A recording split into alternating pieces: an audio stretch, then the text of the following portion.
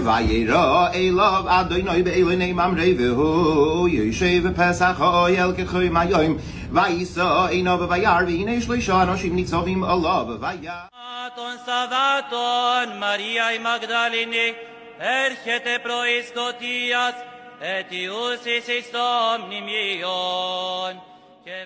بلى قد جاءتك آياتي فكذبت بها بلى قد جاءتك آياتي فكذبت بها واستكبرت وكنت من الكافرين. Quand sera venu le consolateur que je vous enverrai de la part du Père, l'Esprit de vérité venu du Père, il rendra témoignage de moi. Dans Jean 15, verset 26, Jésus nous annonce la venue d'un consolateur. Et ce consolateur même, dans sa venue, est conditionné par le départ de Jésus-Christ. Qui est-il réellement, ce consolateur? Plusieurs questions ont éveillé notre curiosité ici, et déjà ça fait 2 semaines à 3 que des brillants connaissants de la thématique sont en train de débattre à ce sujet avec des arguments assez clairs pour nous révéler l'identité de ce consolateur, bien qu'ils ont du mal à s'entendre à ce niveau-là. Comme vous l'avez constaté, nous allons une fois de plus continuer avec ce sujet et certainement il prendra fin aujourd'hui. Et pour en parler, j'ai avec moi 4 panélistes qui ont une fois de plus accepté d'être des nôtres, que je vais présenter après cette courte transition.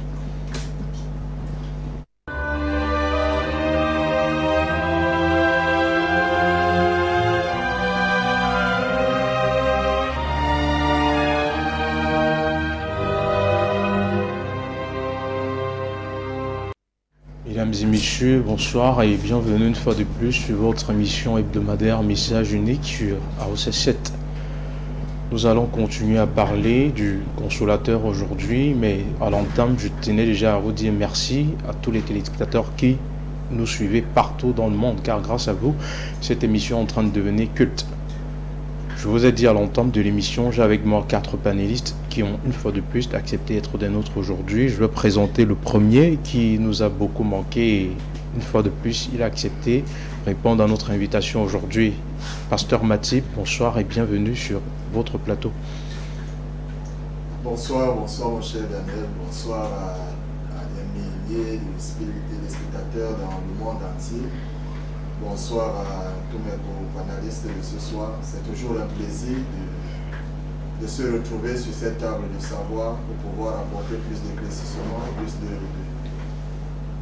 de clairvoyance dans les zones d'ombre, dans les cerveaux de ceux qui sont un peu ignorants de certaines vérités. Donc c'est un plaisir encore pour moi de pouvoir être là ce soir. Merci. Ok, juste à côté de lui, il a l'ayatollah Timba, Eric Timba, qui se dit l'imam des imams. Une fois de plus, il a accepté d'être des nôtres aujourd'hui pour parler de ce sujet qu'il tient à cœur. Bonsoir et bienvenue, ayatollah Timba. Bonsoir déjà, monsieur le journaliste, et bonsoir à tous nos téléspectateurs, nos chers téléspectateurs d'Aoussa 7, la chaîne panafricaine qui n'a pas de concurrente, qui n'a pas de pareil. Et je salue aussi tout le panel, Imam Mokhtar, Cheikh Kanassa, le journaliste et mon co-débatteur à côté de moi, et toute l'équipe de la production qui se démène depuis déjà des années pour nous donner de telles belles émissions, de telles belles rencontres. C'est toujours un plaisir d'accepter votre invitation. Nous sommes toujours disponibles. Moi, l'ayatollah Timba, l'imam de la mosquée décentralisée de Douala, c'est un plaisir de retrouver toujours nos chers téléspectateurs. Et nous disons merci à toutes les autorités de la place parce qu'il est dit dans la Bible qu'il faut respecter les autorités. Donc nous appelons ici Dieu à toucher leur cœur pour que tout se passe dans les bonnes conditions parce qu'il y a un événement qui arrive d'ici quelques semaines. Nous voulons qu'il y ait la paix entre nous les Camerounais, entre les peuples du monde entier, que Dieu touche leur cœur pour que tout se passe dans les meilleures conditions. Ok, merci, pasteur Eric Timba. En face de vous, vous avez le prédicateur Alassane qui, une fois de plus, est des nôtres aujourd'hui. Nous lui disons bienvenue sur les plateaux d'Aoussa 7.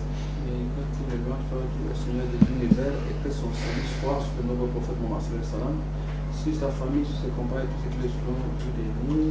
Bonsoir à tous ceux qui ne sont pas musulmans. Et salam alaikum wa rahmatullahi pour tous les frères musulmans. Et monsieur le journaliste, une fois de plus, nous sommes très très ravis d'être sur le plateau avec vous, avec l'équipe en face, pour pouvoir nous étaler sur des sujets dont beaucoup de gens ignorent sans savoir que le fait de ne pas connaître le contenu du livre dont on porte est un danger pour soi-même et son contour. Parce que certains aujourd'hui préfèrent parler de ce qu'ils n'ont pas appris, juste parce qu'ils sont partis faire des lectures simples dans les tests. C'est ça qui fait le problème dans le monde. Et ces gens, avec leur comportement que je déplore depuis des années, ne peuvent renforcer que ma détermination pour pouvoir pousser le fait de faire l'échange interreligieux dans le cas où certains pourront déjà reconnaître que les textes qu'ils portent ont bel et bien annoncé quelqu'un pendant Jésus et avant Jésus. Parce qu'il ne faut pas que les gens puissent se contenter d'un verset biblique du Nouveau Testament qu'ils n'ont pas compris, mais que l'Ancien Testament qui a fait l'annonce des prophètes qui allaient venir a bien détaillé sur les personnes qui allaient venir. Donc avec notre apport de ce soir, comme vous avez dit que c'est la dernière émission, fait l'effort de mettre le bouchon à double. Parce que je croyais que l'émission allait continuer. Car la face à ce que les élections qui sont en train d'être préparées, que ça se passe dans la tranquillité.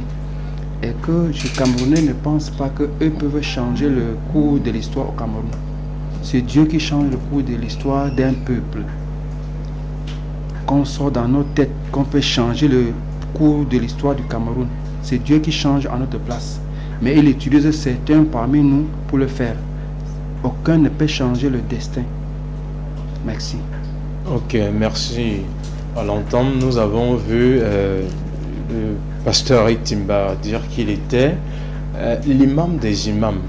Bon, celui à qui nous allons donner la parole maintenant, il a beau être imam, prédicateur, théologien, je ne sais pas s'il va aussi se réclamer le titre du pasteur des pasteurs, je n'en sais rien, ce sera forcément à lui de nous dire. Mais déjà, c'est un fidèle débatteur de cette émission et une fois de plus, il est des nôtres aujourd'hui. Bonsoir, bienvenue, Imam Mokhtar, sur Message Unique. Et bonsoir, monsieur le journaliste, bismillah, alhamdulillah, wa salatu wa salam ala rasulillah, wa ala alihi wa sahbihi wa man wala. Et dit bonsoir comme ça aux millions de téléspectateurs de par le monde entier. Bonsoir, n'est-ce pas, au gouverneur du littoral, au directeur de la télévision internationale panafricaine Aoussa 7. Bonsoir, n'est-ce pas, aux téléspectateurs invisibles. Et bonsoir également sur le plateau. Dire que je suis le pasteur des pasteurs, c'est un peu manquer du respect, n'est-ce pas, aux pasteurs. Parce que les pasteurs sont des égaux, vous savez.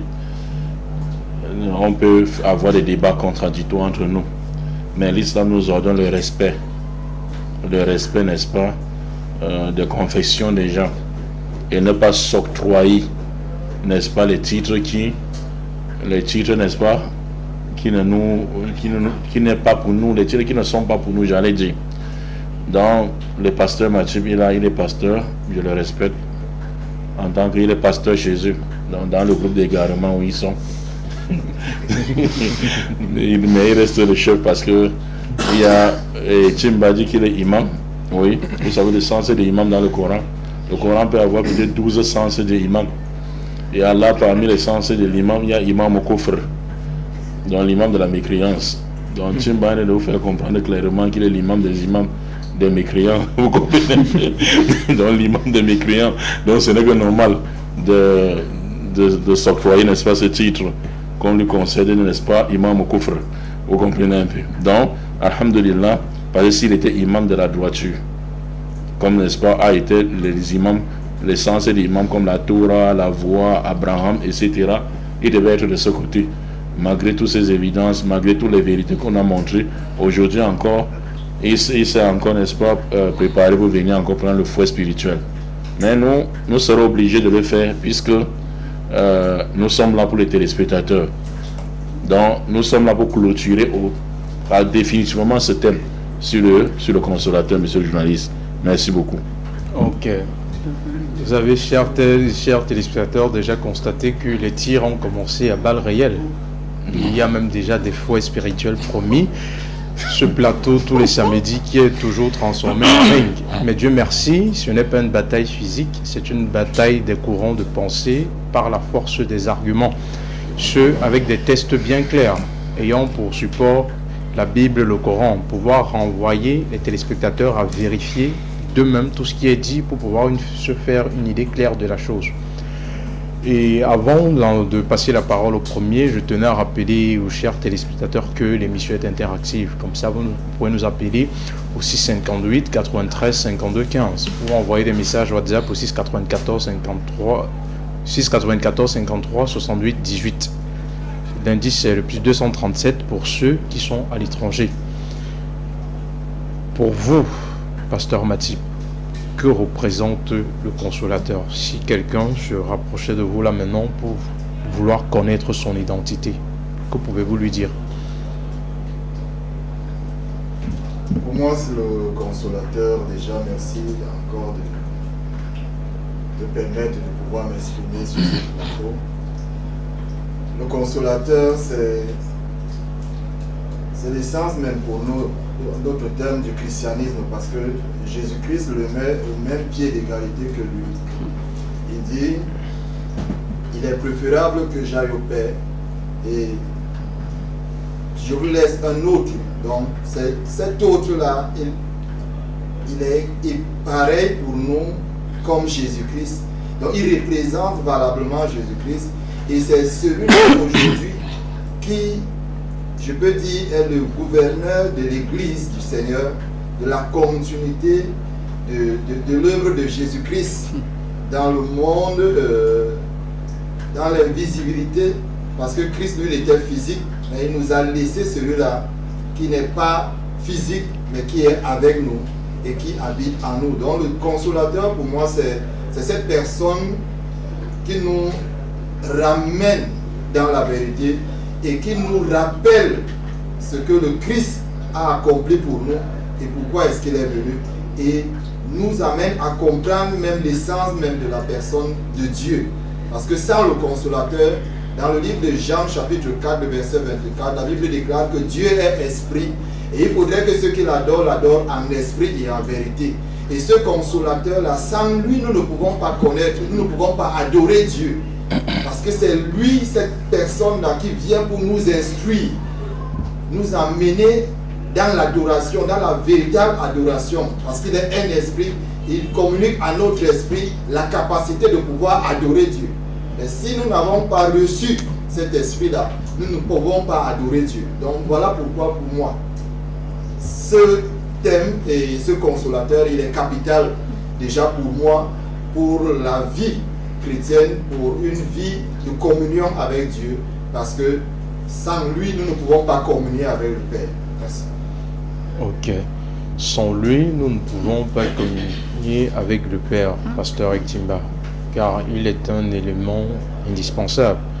En ce qui concerne l'adoration, d'après ce que vient de nous dire le Pasteur Matip, qu'avez-vous à ajouter à cela?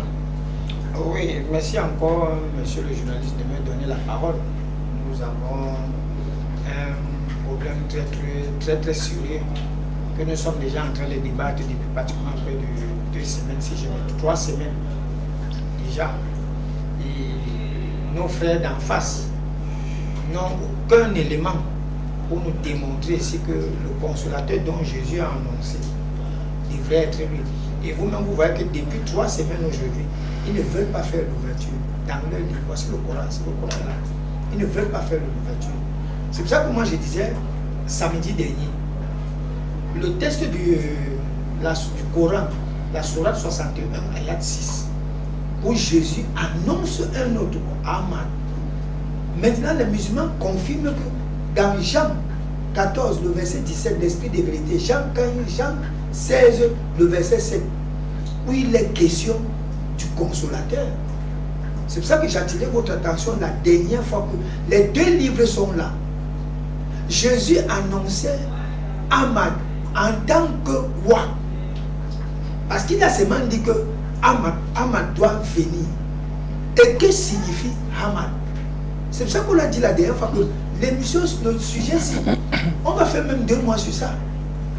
Il ne faudrait pas que ça soit la suite et la fin aujourd'hui. Parce qu'ils n'ont rien prouvé.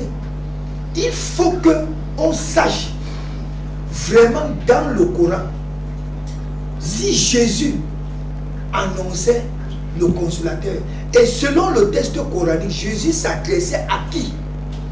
Et qui devrait recevoir le consolateur? C'est pour ça que moi je m'apaise sur ça. Je mets du poids sur ça. Parce que je sais que mes 2 co-débatteurs ne vont pas s'en sortir.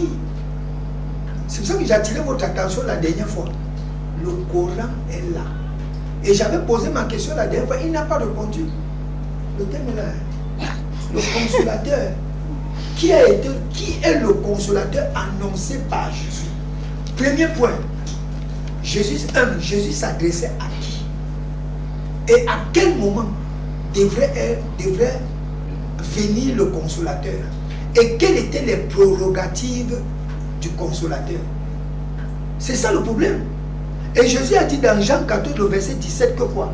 Que l'esprit de vérité qu'on ne peut pas voir, qu'on ne connaît pas, que le monde ne connaît pas, ne peut pas voir, ne peut pas recevoir. Mais vous le connaissez.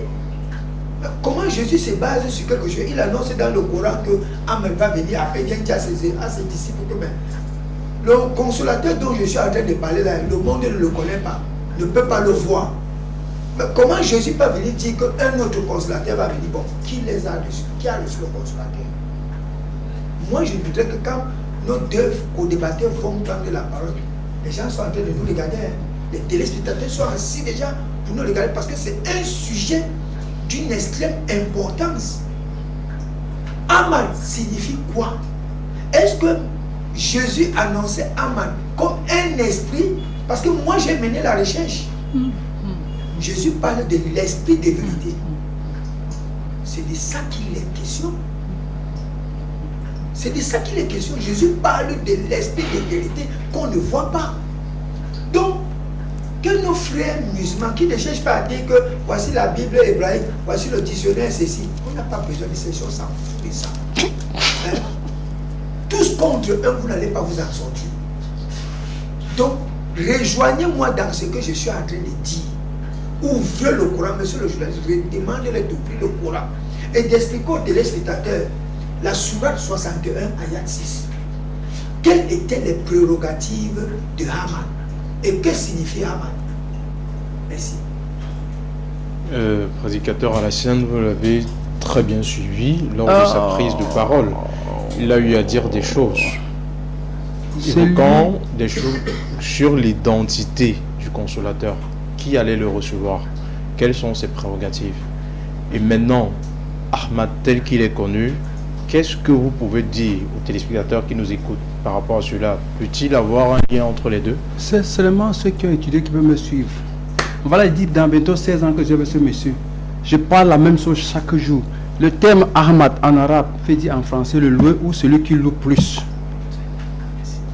Où est-ce qu'on trouve ce texte? Je vous dis bien, dans l'araméen syriaque. Quand je parle, il y a des sources. C'est la langue que Jésus parlait. Et quand on remonte encore maintenant dans l'hébreu, on retrouve ça maintenant dans les textes massorétiques. Il veut quelle preuve? Il a appris où? Il a fait des recherches où? Je dis dans bientôt 16 ans que je suis avec lui. Quand il va commencer à le développer, il va commencer à faire le bruit. Quand on dit dans les textes syriaques, Jésus a parlé le syriaque. Le mot qu'il a prononcé, qu'on a traduit en grec, dans leur propre livre qu'ils appellent le temps de la soumission, il n'a jamais lu ça, il n'a jamais trouvé ça. Parce qu'ils sont là pour faire le bruit sur les plateaux. On dit que soit le terme Périclitos ou Paraclétos. Si c'est Périclitos, ça parle d'un homme. Si c'est Paraclétos, ça parle plutôt d'un invisible. Mais le texte original porte plutôt Périclitos, c'est-à-dire celui qui loue plus ou le loueur. Vous voyez, non? Mais quand on les dit ça, il ne veut pas vérifier. Je ne peux pas venir avec toute la documentation ici. Nous avons déjà les trucs électroniques. Depuis qu'il est parti, il n'est pas parti vérifier ce qu'on dit, mais il vient sur le plateau qu'on n'a pas dit. Je suis d'abord sur la sourate 6, 61 verset 6. Le terme Ahmad se trouve dans les textes massorétiques à la Ésaïe 42, verset 1. On trouve ça dedans. C'est les textes les plus fiables des textes grecs. Que vous pouvez lire. Vous comprenez, non? Que vous pouvez le lire. S'il vous plaît, vous n'allez pas obéir à ce qu'il dit. Écoutez-moi très bien. Je dis, il peut vérifier. On respecte le temps de parole de chacun. On est établi ici. Parce que c'est dans bientôt 16 ans que je suis avec lui. Ce test, j'ai donné le nom. À lui de vérifier si ce que je dis en hébreu n'existe pas. Il n'a pas les tests en hébreu ni en grec. Ils n'ont pas. Et comment dire, qu'on va dire qu'il est biblique ici. Maintenant, comment insulter quelque chose, tu donnes la référence où tu trouves, dans quel verset va trouver le mot Ahmad en hébreu. En grec, c'est Periklitos, pas Parakletos. Dans leurs propres livres. C'est parce que ce n'est pas ce manuel-là. Je suis même parti dans leur site pour vouloir télécharger le manuel électronique. Il y a Periklitos et Parakletos. C'est deux mots en grec. Ceux qui n'ont pas fait de recherches, les simples lecteurs, je dis, ceux qui portent un livre sans connaître le contenu, comment voulez-vous qu'on les aide quand ils ne veulent même pas accepter qu'ils n'ont pas appris? Ils font des lectures simples, des tests. Les Juifs ont eu l'annonce d'un dernier prophète. À partir de Deutéronome 13, Deutéronome 18, on a donné des informations sur l'individu. Deutéronome nous renvoie, quand il parle maintenant de l'esprit de vérité, c'est-à-dire c'est la qualité de cet homme. Il y a l'esprit d'erreur. Pour maintenant comprendre ce que la Bible nous explique, quand il dit ne veut pas de dictionnaire, on part dans 1 Jean 4, verset 6. Dans Jean 1, 1, on dit d'éprouver tous les esprits. On appelle les porte-paroles de Dieu les esprits. Nous aussi, les esprits. Qu'on les éprouve. Pour savoir qui sont vrais ou faux. Faux. C'est un individu qu'on éprouve. On n'éprouve pas un invisible. Je vous dis, ce monsieur me fait honte au point où, avec tout ce qu'il a pris comme bagage intellectuel de sa vie scolaire, il ne veut pas exploiter. Et on lui donne les informations. J'ai dit que je peux être comme tu me connais, il faut que je change. Pas faire 16 ans, il y a un individu qui calque la vérité, il ne passe pas. Même dans tous les groupes des réseaux sociaux où je suis avec lui, quelqu'un veut parler, que non, celui-là ne le suivait pas. Mais ici maintenant, tu vas me permettre qu'on me suive. Normalement. Qui me dit que ce que j'ai dit dans les tests là, ce n'est pas ça. Pour prouver qu'il a appris comme moi. Merci. Ok. Selon le prédicateur Alassane, l'imam Mokhtar, c'est bien de Ahmad que Jésus est en train de parler. Vous savez, le problème sur ce plateau, c'est quoi? C'est le principe du boulon foiré en plus. En fait, le principe, c'est ce principe qui est sur le plateau. Parce qu'on dit, lorsqu'une personne veut une vérité, lorsqu'une personne veut la vérité, un seul argument lui suffit. Et celui qui poursuit sa passion, même 1000 arguments ne lui suffiront pas. Quelqu'un commence à dire, montrez-moi, mais on n'a pas besoin de lire les livres. Regardez le plateau. Montrez-moi, mais on n'a pas besoin de lire les livres. Et ce sont les gens comme ça qu'on met sur le plateau. Je ne veux pas le dictionnaire. Regarde, je ne veux pas si c'est. Pourquoi tu ne veux pas le dictionnaire biblique? Ce n'est pas coranique. Pourquoi tu ne veux pas le dictionnaire? Pourquoi tu ne veux pas d'autres Bibles? Quelles sont tes motivations à rejeter, n'est-ce pas, les autres Bibles et à rejeter le dictionnaire? Pourtant, devant lui, il y a d'autres livres. Il est venu ici la semaine passée avec beaucoup de livres qui n'étaient pas la Bible. Mais qu'est-ce que nous disaient les musulmans? Parce que nous sommes, nous sommes, n'est-ce pas, les gens qui aiment la science. Nous, on a dit quoi? Exploite ce livre, même tu viens même nous contredire. Ça, parce que ça ne sert à rien. Vous apportez tous les documents comme des prédicateurs à Alassane. Quelqu'un vous dit déjà, n'ouvrez pas les documents. Mais ça, c'est quoi ça? Pourquoi? Parce qu'il sait qu'en ouvrant les documents bibliques, on va montrer qui était le paraclet, n'est-ce pas? Qui est le Périclitos. Pourquoi on a changé, n'est-ce pas? Aucun d'eux ne connaît le grec, ni l'hébreu. Moi, encore l'hébreu. Aucun d'eux. Maintenant, si tu lui dis, maintenant, lisons la Bible en grec ou en hébreu, il va dire non. Il a dit, le grenouille au fond du puits, qui voit une partie du ciel. Il dit que tout le ciel se trouve dans la partie où elle voit. Donc, on veut les amener dans d'autres cieux, ils ne veulent pas. Vous voulez parler de quelque chose qui vous dépasse. Le Nouveau Testament était écrit en grec. Le Nouveau Testament n'est pas écrit en hébreu. Maintenant, quel était le mot utilisé, n'est-ce pas, en grec? Le mot c'était, dans les premières Bibles anciennes, monsieur, c'était Périclitos, qui signifie Ahmad en arabe. Périclitos, c'est Ahmad en arabe. وإذا قال الله وإذا قال عيسى بن مريم يا بني إسرائيل إني رسول الله إليكم مصدقا لما بين يدي من التوراة ومبشرا برسول اسمه من بعد اسمه Ahmad. Après moi viendra un messager dont le nom sera Ahmad, qui est le loué. Et le loué en grec, c'est Péréclitos. Mais c'est échangé par Paraclétos. On veut leur montrer cela. Et ils disent non. On ne veut ni l'arabe, ni l'hébreu, ni le grec. Mais démontrez-moi dans le Coran. Mais ça, c'est quoi ça? Il a recommencé son jeu de boulon foiré. Ça on appelle table du savoir et non table d'ignorance. Pasteur Mathieu, maintenant, bon, tu m'en as rien dit. Il n'a rien dit de bon. Ça, l'introduction est nulle. Peut-être qu'il va encore prendre l'introduction. Maintenant, je reviens à Pasteur Mathieu. Vous l'avez demandé si le Saint-Esprit c'est un être humain ou un esprit. Le consolateur plutôt. Il a dit le consolateur, c'est un esprit. J'ai su vraiment que ça, c'est une personne qui égare les gens à l'église. Ça, c'est un monsieur qui égare beaucoup. Et il ne sait pas que le mot esprit dans les versets peut parler un homme. Dans la Bible. C'est ce que le prédicateur Alassane a dit. Le mot esprit peut signifier un homme. Et le prédicateur Alassane a appliqué verset 1 Jean 4, verset 1. Jean dit quoi? Il dit bien-aimé, n'ajoutez pas foi à tout esprit, mais éprouvez les esprits au pluriel. Éprouvez les esprits. Et il montre les esprits après. Il dit virgule, pour savoir s'ils sont de Dieu, car beaucoup de faux prophètes ont apparu dans le monde. C'est tout. Nous, on continue par professeur, pardon. Ils n'ont pas payé la pension. Beaucoup de faux prophètes ont apparu dans le monde. Ça veut dire il y a les prophètes qui sont comment? Appelés comment dans la Bible? Esprits. Mais qui sont comment? Faux prophètes. Maintenant, c'est pour ça que Jésus peut montrer que ce n'est pas un faux prophète. Il dit esprit de vérité, parce qu'il y a aussi esprit de quoi? De l'erreur. Parce que les faux prophètes comme eux. Ouais, il vient ici, il dit qu'ils sont prophètes. Comme Moses qui était là, c'est un faux prophète. C'est un faux esprit.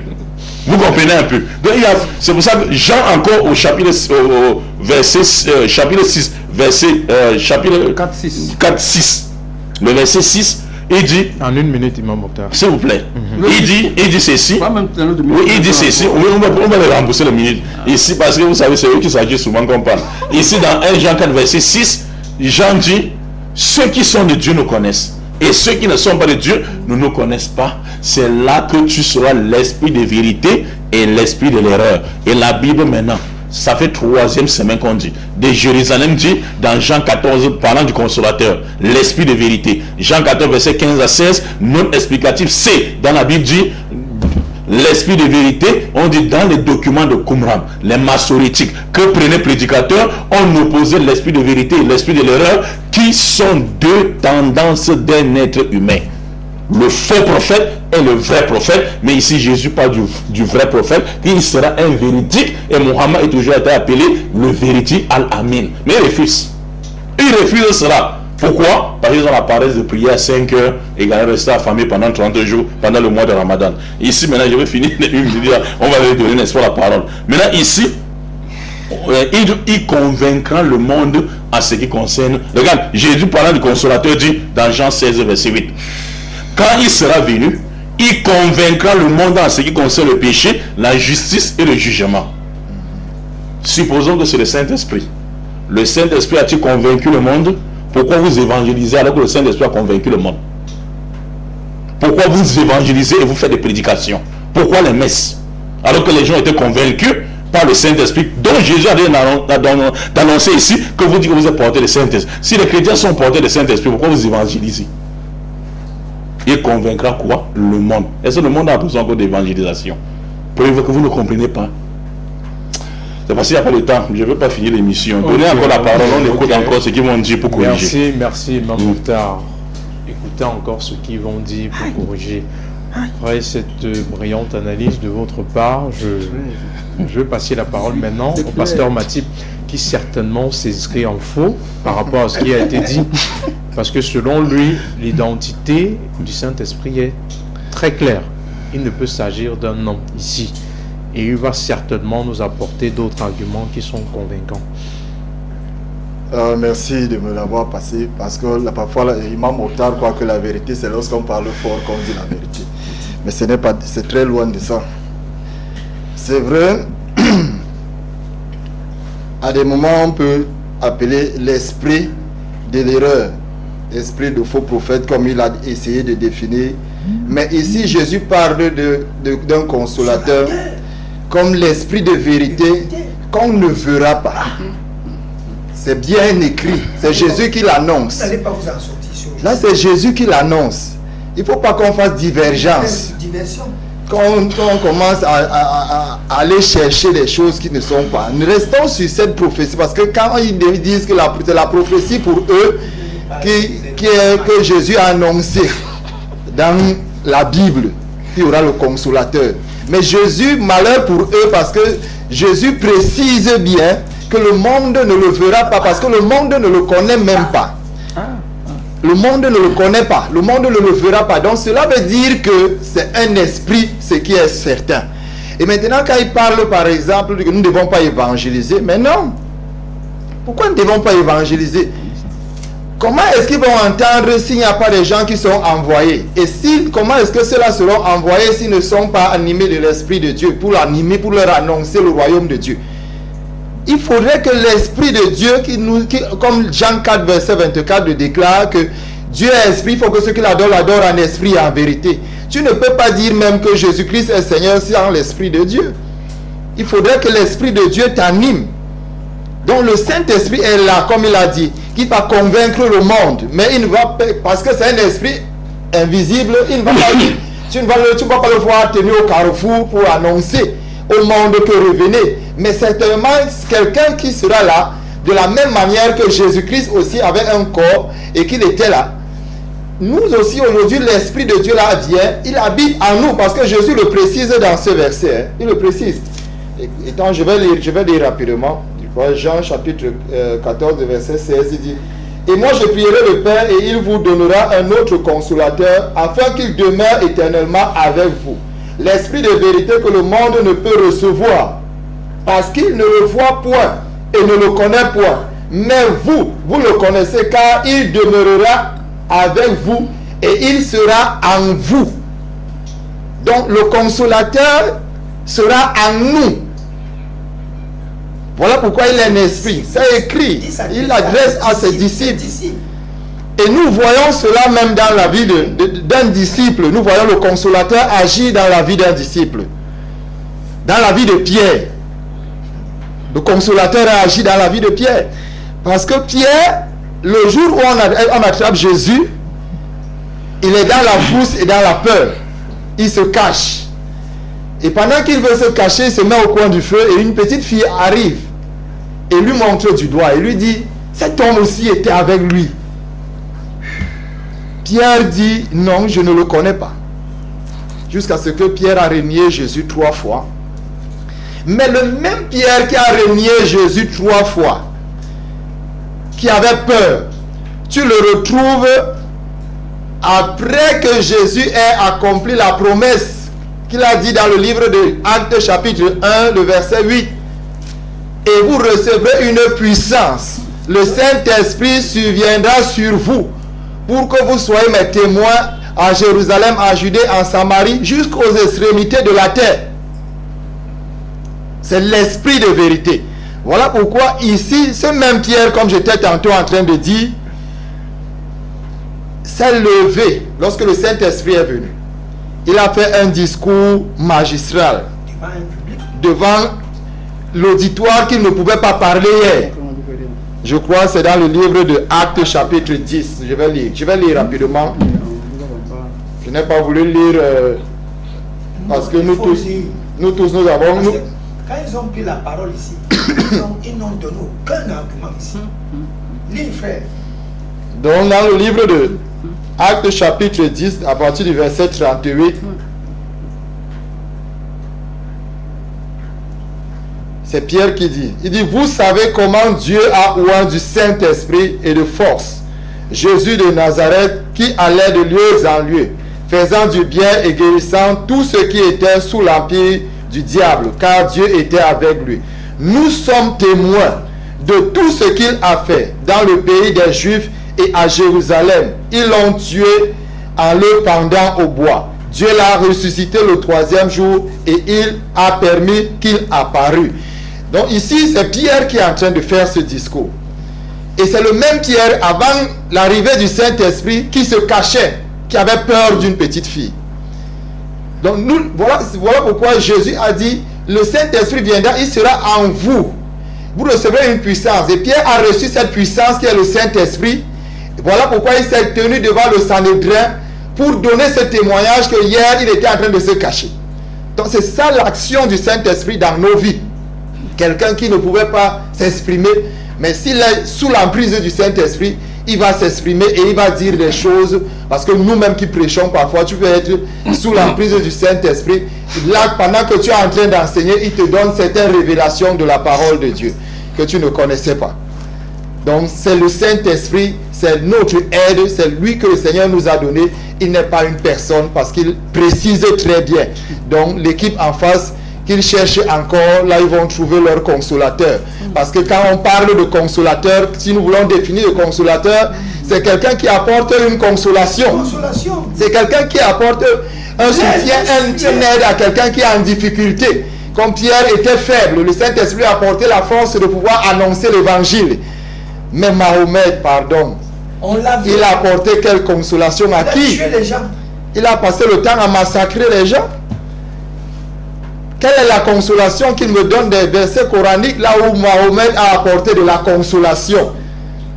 Nous pouvons apporter des preuves, nous pouvons lire là où il a massacré les Juifs, là où il a massacré, il a pris la femme de son fils qui devait lui apporter la consolation.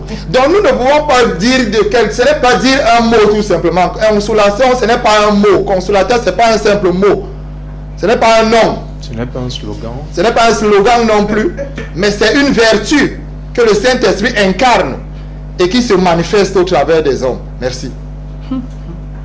Consolation n'est pas un mot. Ce n'est pas un slogan. C'est une vertu que le Saint-Esprit incarne en nous. Tels sont les propos du pasteur Matip.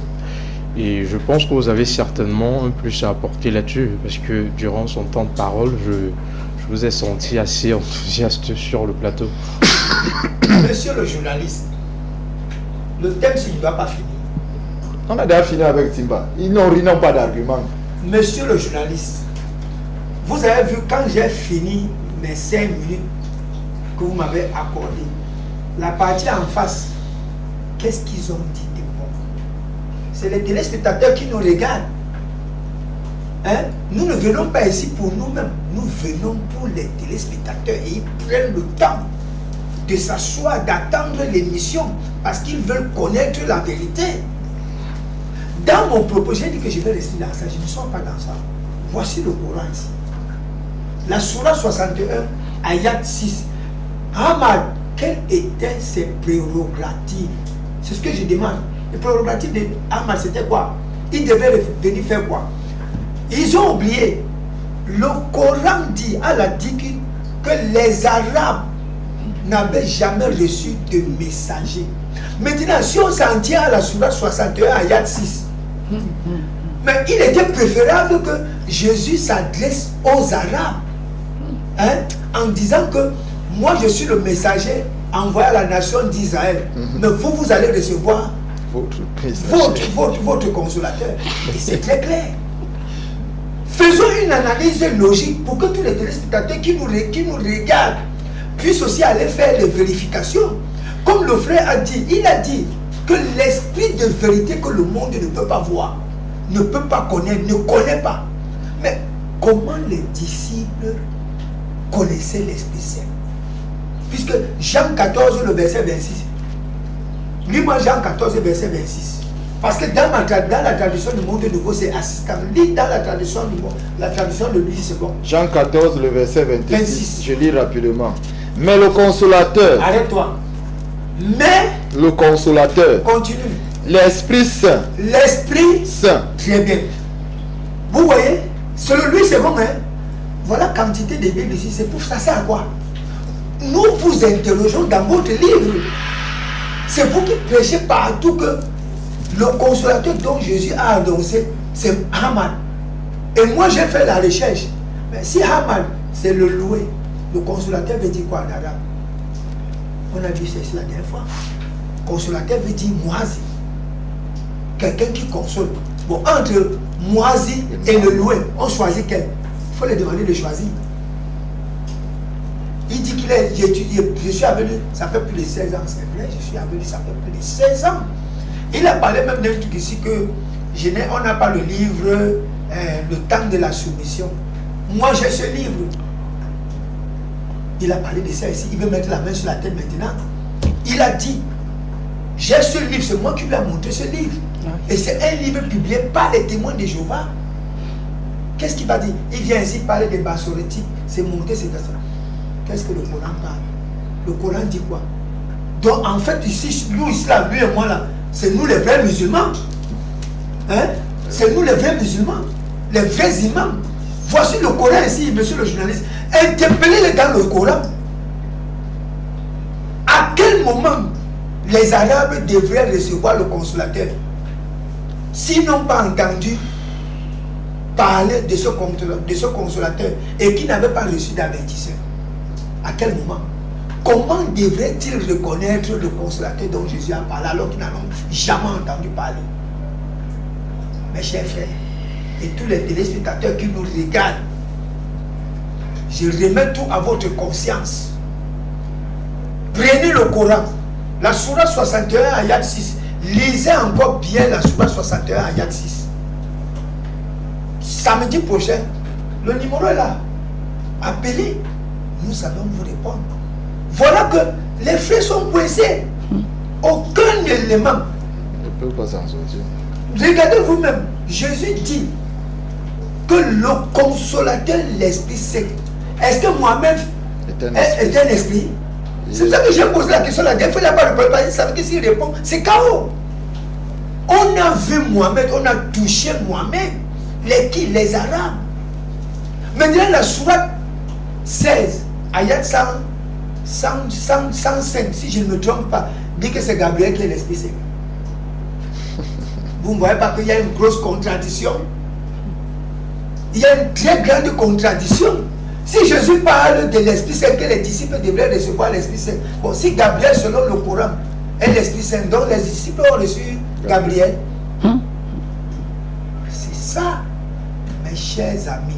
Voici votre livre. Si vous sortez de ce livre, hors de ce livre, vous laissez le Coran, c'est chaos, arrête l'émission. C'est chaos. Merci. Gabriel, l'Esprit Saint, pas mal de choses qui ont été évoquées par le pasteur Rektimba, qui reste clair sur sa position. Il s'agit bien du Saint-Esprit. Et que le mot consolateur ne serait en aucun moment capable, on pourrait le lier d'une manière ou d'une autre à Mohamed. C'est impossible, carrément pour lui. Et durant ce temps de parole-là, je vous ai vu en train d'ouvrir des livres, prendre des notes, tout porter à croire que vous étiez impatient de rebondir. Qu'est-ce qu'il n'a donc pas compris, le pasteur Rektimba? Qu'il ne pourra jamais comprendre l'importance de l'étude. Près de 16 ans sans rien apprendre, mais il veut parler. Je ne parle pas beaucoup, hein. Écoutez-moi très bien. J'ai commencé par dire que le mot arabe, pour le trouver, c'est dans les textes araméen syriaque. Araméen syriaque. Maintenant, pour le trouver encore, le même mot, c'est dans les textes massorétiques, dans la Ésaïe 42, verset 1. Il veut quelle référence? 42, verset 1. Vous me suivez? Maintenant, regarde quand il va fouiller, on parle de texte hébreu. Il vient fouiller le français, c'est même pas ton niveau. Je reviens encore. Quand il dit qu'on n'a pas pu parler, je parle du Coran. Je ne suis pas encore entré dans la Bible, hein, pour donner ce que Jésus a dit. Parce que Jésus a parlé d'un homme physique, en le nommant. Jésus prend la prophétie de Daniel en relayant cette prophétie. Elle fait référence dans les textes de Daniel, parlant d'un combattant. Dans les textes anciens, plus loin que Daniel parle de ce combattant. Parce que ce qui est marrant, monsieur le journaliste, c'est que vous avez les gens qui ne sont que des lecteurs. Je l'apprécie parce que dans les 16 ans, je peux l'exploiter pour enseigner. Parce que si je trouvais un docteur qui est assis, au moins avec 40 ans, après son doctorat, et qu'il a l'oreille pour comprendre, il va dire que ce que j'avais appris, ce n'est pas ce qui est écrit ici, mais c'est la vérité qui est devant moi que je vois aujourd'hui. Mais quand on est avec quelqu'un qui ne veut pas comprendre, on lui parle que le Coran a dit. Si vous m'avez encore entendu la Bible, hein, je suis encore dans le Coran au verset, chapitre 61, verset 6. Je n'ai pas encore cité un verset biblique ici. Mais on me dit déjà non, si vous laissez déjà le... J'ai dit le terme Ahmad en arabe se trouve dans les textes araméens syriaques. L'araméen ancien, hein, c'est pourquoi on précise syriaque. Vous suivez? Maintenant, quand on le montre maintenant dans l'hébreu, c'est dans les textes massorétiques qu'on trouve le mot là, dans Ésaïe 42, verset 1. Comment un homme qui n'a pas fait de recherche, toi qui as passé tout ton temps à faire des recherches, il vient dire faux parce que ça est très facile de dire faux. D'abord, j'ai parlé qu'ils ont un livre qui parle de ces deux prononciations, Périclitos et Paraclétos. Je n'ai pas dit qu'ils n'ont pas. Et comme tu as, et comme c'est toi qui m'as montré, qu'est-ce que ça dit? Il ne peut pas te dire, mais il va parler. Je le connais bien. C'est bien comme il dit qu'il faut que la semaine prochaine, s'il vous plaît, avec votre permission, prolonger l'émission. Non, on finit avec aujourd'hui. Je dis avec la permission. Tu es venu aujourd'hui, tu veux que ça finisse aujourd'hui, merci. C'est rempli pour toi. Vous comprenez? Il faudrait qu'il apporte ce test pour voir les deux mots que j'ai prononcés. Parce qu'ils ne prononcent pas l'air. Les gens ont fait des recherches. Ils ont trouvé qu'il y a un mot qui a deux prononciations. Lequel est-ce qu'on devait utiliser? Ils ont dit que si Jésus a parlé de celui, ce qu'ils ont écrit, Périclitos, c'est que c'est d'un nom. Mais comme Jésus allait faire référence à un homme qui viendra après, lui il dit maintenant comment les Arabes pouvaient connaître Mohammed. Est-ce que Jésus a parlé aux Arabes? Il a parlé à ses frères, il a donné les annonces à ses frères. Jésus est venu quand on avait donné les annonces à ses grands-pères, jusqu'à Jésus est venu. Et pendant Jésus, Jean-Baptiste s'est levé. Et après Jean-Baptiste, Jésus qui s'est levé. Mais il y a une allocution qui m'a plu. Je viens maintenant dans la Bible. Jean-Baptiste dit que je suis la voix de celui qui crie. Quand on entend par la voix de celui qui crie, ceux qui n'ont pas appris, ils vont commencer à parler. Ésaïe dit, une voix crie dans le désert. Jean vient prendre, il fait la citation de ces paroles en se représentant comme l'homme qui représente celui qui n'est pas là, mais criant dans le désert. Vous voyez, je vous jure, avec une licence en lettres, ce monsieur-ci est nul. Très nul au point où il est malhonnête pour reconnaître que ce que mon petit-ci dit, parce que c'est mon enseignant, dans la langue de Molière, c'est mon enseignant. Je ne peux que vous dire ce que je peux dire la vérité. Mais il n'est pas capable de vous dire que ce que je dis est faux en français. Si oui, quand on dit représentant de quelqu'un, la personne dit je suis la voix de celui. Ça ne parle pas de lui. Hein?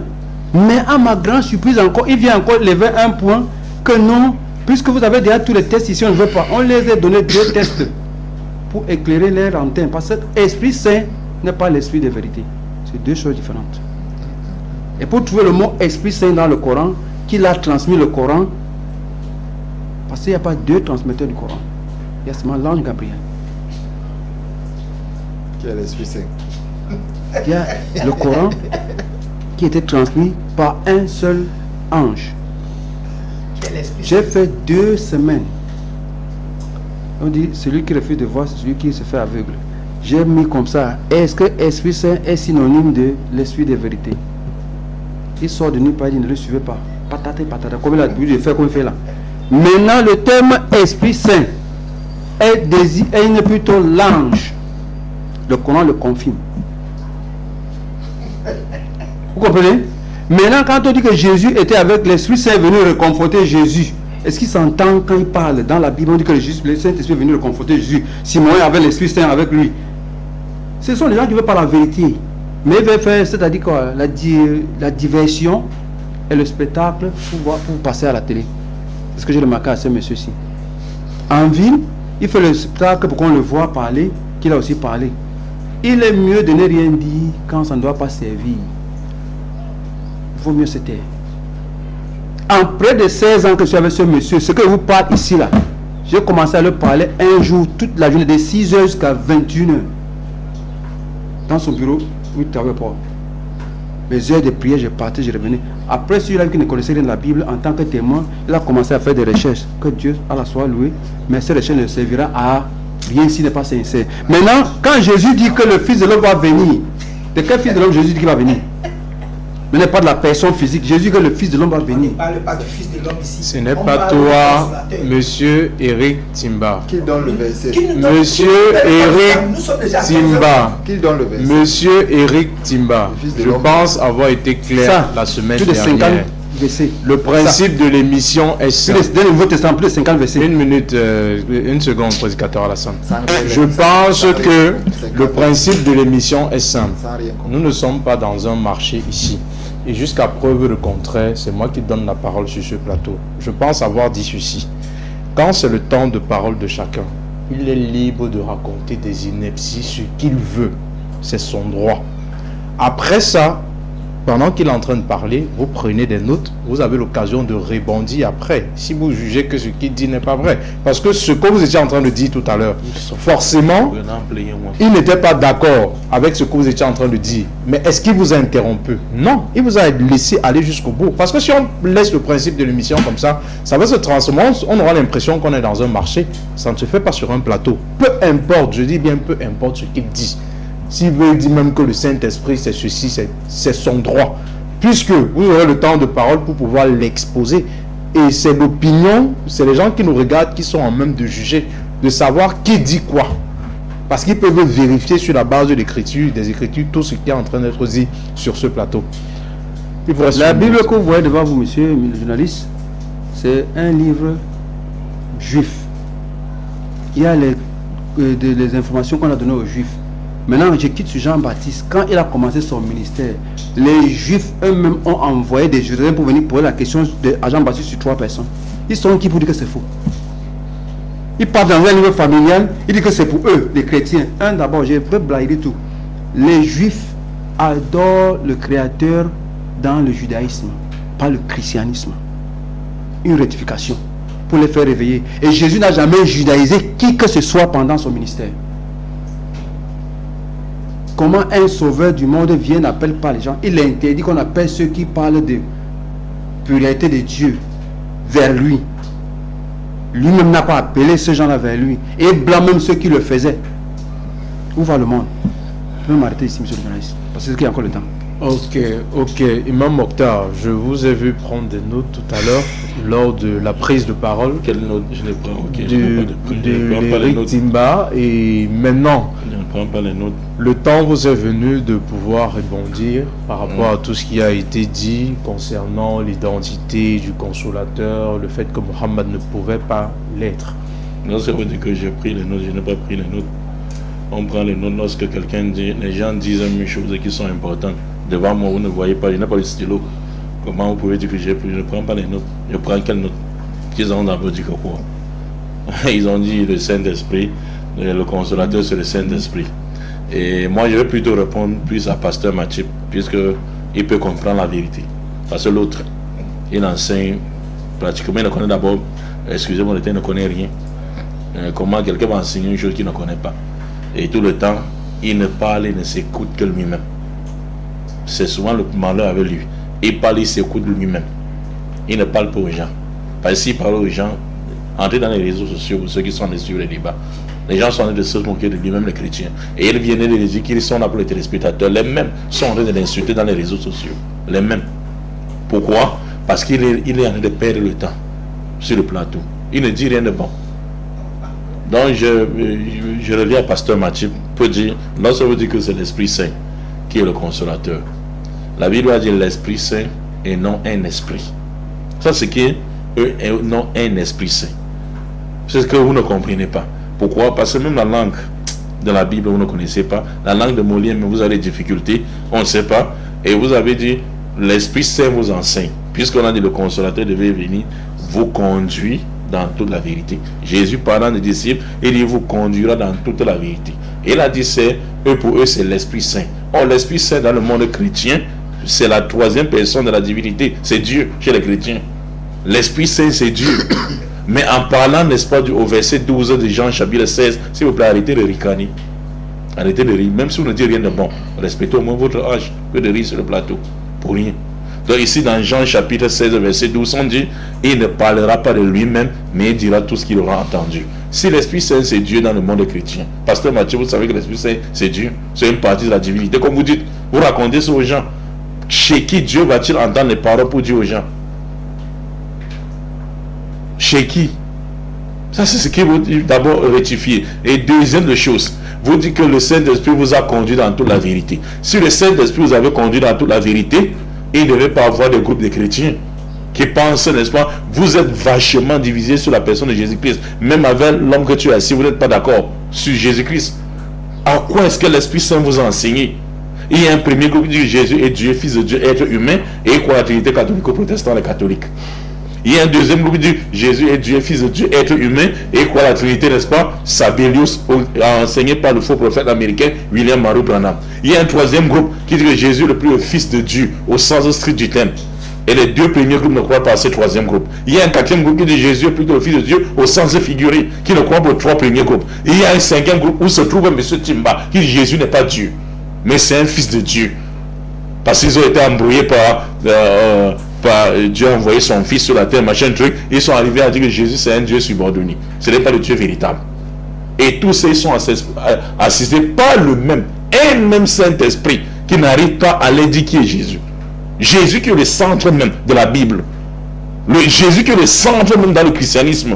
Un Saint-Esprit n'arrive pas à leur dire, un même Saint-Esprit qui vous conduirait dans toute la vérité, n'arrive pas à leur dire qui est Jésus-Christ. Il y a un sixième groupe qui dit Jésus n'est ni Dieu, ni Fils de Dieu, ni être humain, mais il est un prophète comme les autres, mais il est supérieur à Moïse et les autres. Donc ils sont vachement divisés. C'est pour ça que vous pouvez voir, n'est-ce pas, dans une même immeuble, vous voyez 4 églises. Vous voyez, il y a la Bible, regarde, il y a la Bible témoin de Jéhovah qui est là. Chacun d'eux est assis avec sa Bible. Alors que moi, avec prédicateur, nous sommes assis autour d'un Coran. Nous sommes assis autour d'un Coran. Il y a la Bible de tradition du monde nouveau que pasteur Mathieu ne croit pas. Parce qu'il croyait, il devait laisser sa Bible ici au centre et utiliser cela. Et il y a la Bible de Louis II que lui ne croit pas. S'il croyait cela, il devait déposer sa Bible ici de tradition du monde nouveau et utiliser le même. Parce que dans la Bible de l'histoire de tradition du monde nouveau, il n'y a pas le mot consolateur. Le mot utilisé, c'est assistant. Mais ils disent que quoi? On veut voir consolateur dans le Coran écrit. Regardez-moi quelqu'un. Alors que même dans la propre Bible, n'est-ce pas, témoin de Jéhovah, c'est assistant. Là, assistance, c'est la même chose. Mais dans le Coran, sur le terme, non, on veut le consolateur. Regardez comment ils sont. Et les gens comme ça là, vous voulez qu'on discute avec eux? On échange avec eux. On les prend même les dictionnaires, ils ne veulent pas. On prend d'autres Bibles pour expliquer d'autres même. Parce que la Bible, il y a plusieurs Bibles. Et c'est un même Saint-Esprit qui les révèle. Il vous conduit dans toute la vérité. Toute la vérité, c'est cette divergence autour des Écritures, soi-disant saintes de la Bible, et autour de la personne même de Jésus-Christ. En quoi est-ce que le Saint-Esprit nous a conduit dans toute la vérité? Mohammed est le seul messager issu de la postérité d'Abraham qui est venu, n'est-ce pas, innocenter Jésus-Christ, montrer, n'est-ce pas, la position. Donc, montrer d'abord la position extrémiste des chrétiens et des juifs. Les juifs qui ont sous-estimé Jésus-Christ, les chrétiens qui ont su-estimé Jésus-Christ, mais Mohammed prend la position véridique et la position claire et la position du juste milieu vous dit Jésus n'était rien qu'un messager. Pourquoi? Parce qu'en annonçant le consolateur, on dit il vous conduira dans toute la vérité, car il prendra de ce qui est à moi et il vous annoncera. Et il dira de Jésus-Christ les vraies choses que eux ils ont abandonnées sur Jésus-Christ. Et ce que Mohammed est venu faire, il est venu corriger toutes ces bêtises que Mohammed a enseigné où? Regarde-moi quelqu'un. On a dit, vous avez demandé, Mohammed consolateur, il a consolé qui? Il a tué les gens. Voilà le seul argument. Mohammed a tué les gens, c'est pour ça qu'il ne peut pas être consolateur. Regardez-moi les gens comme ça. Nous allons lire quelques versets bibliques. Arrêtez de faire sonner vos téléphones pour vous donner les versets. Il n'y a pas les versets aujourd'hui.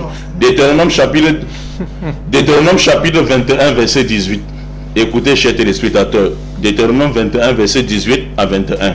Dieu dit à Moïse, si un homme parmi les enfants d'Israël a un fils indocile et rebelle, n'écoutant ni la voix de son père, ni la voix de sa mère, et ne leur obéissant même pas après qu'ils l'ont châtié, le père et la mère le prendront et le mèneront vers les anciens de la ville, à la porte du lieu qu'il habite, et diront aux anciens de la ville, voici notre fils qui est indocile et rebelle, qui n'écoute pas la voix et ne se livre, n'est-ce pas, à l'ivrognerie. Et tous les membres, tous les hommes de sa vie le lapideront et il mourra. Tu ôteras ainsi le mal du milieu de toi afin que tout Israël entende et craigne. A dit Dieu a ordonné à Moïse selon, n'est-ce pas, ses égarés devant nous de commettre un péché. Pour eux, quand un prophète a tué, comme Mohammed a fait les batailles, il n'est pas consolateur. Donc Moïse ici n'est pas un prophète parce que Dieu l'a ordonné de tuer. Qui? Un enfant indocile et rebelle. Mohammed n'a jamais même tué un enfant. Jamais de la vie. Vous ne trouverez aucun, même les 27 batailles que Mohammed a livrées. Les 27 batailles qu'il a livrées, il préférait toujours la paix. Et Dieu dit ceci à Moïse. S'il vous plaît, s'il vous plaît. S'il vous plaît. Pourquoi à chaque fois qu'on prend la parole, vous agitez? Non, qu'est-ce que j'ai donné la minute. dit. Vous allez, on va prendre les mêmes minutes. Comme les principes ont été établis. On va prendre les minutes, on va donner. Nous sommes calmés ici parce qu'on sait que vous n'enseignez rien. Et vous ne connaissez pas ce que vous dites. Faites la même chose. Pourquoi vous agitez? Vous n'avez pas à vous transpirer dans les climatisations. Maintenant, Dieu dit ceci à Moïse. Il dit, quand tu t'approcheras d'une ville pour l'attaquer, Moïse, c'est Dieu qui dit. Quand tu t'approcheras d'une ville pour l'attaquer, ça c'est dans Deutéronome chapitre 20, verset 10 à 15. Deutéronome chapitre 20, verset 10 à 15. Quand tu t'approcheras d'une ville pour l'attaquer, tu offriras d'abord la paix à cette ville. La même chose que faisait Mohammed. Il les offre la paix parce que c'est le consolateur. Vous acceptez la paix, l'islam, vous devenez musulman. Même chose que Salomon. Si vous acceptez la paix, la salam, de devenir musulman, Salomon ne vous attaque pas. Également, Moïse ne vous attaque pas. Mohammed également, comme c'est les mêmes chaînes. Comme ils ne connaissent pas les prophètes et les païens, c'était la même chose qu'il faisait. Il dit maintenant, quand tu approcheras de la fête d'une ville, si elle accepte la paix et t'ouvre ses portes, tout le peuple qui sera, n'est-ce pas, sauvé.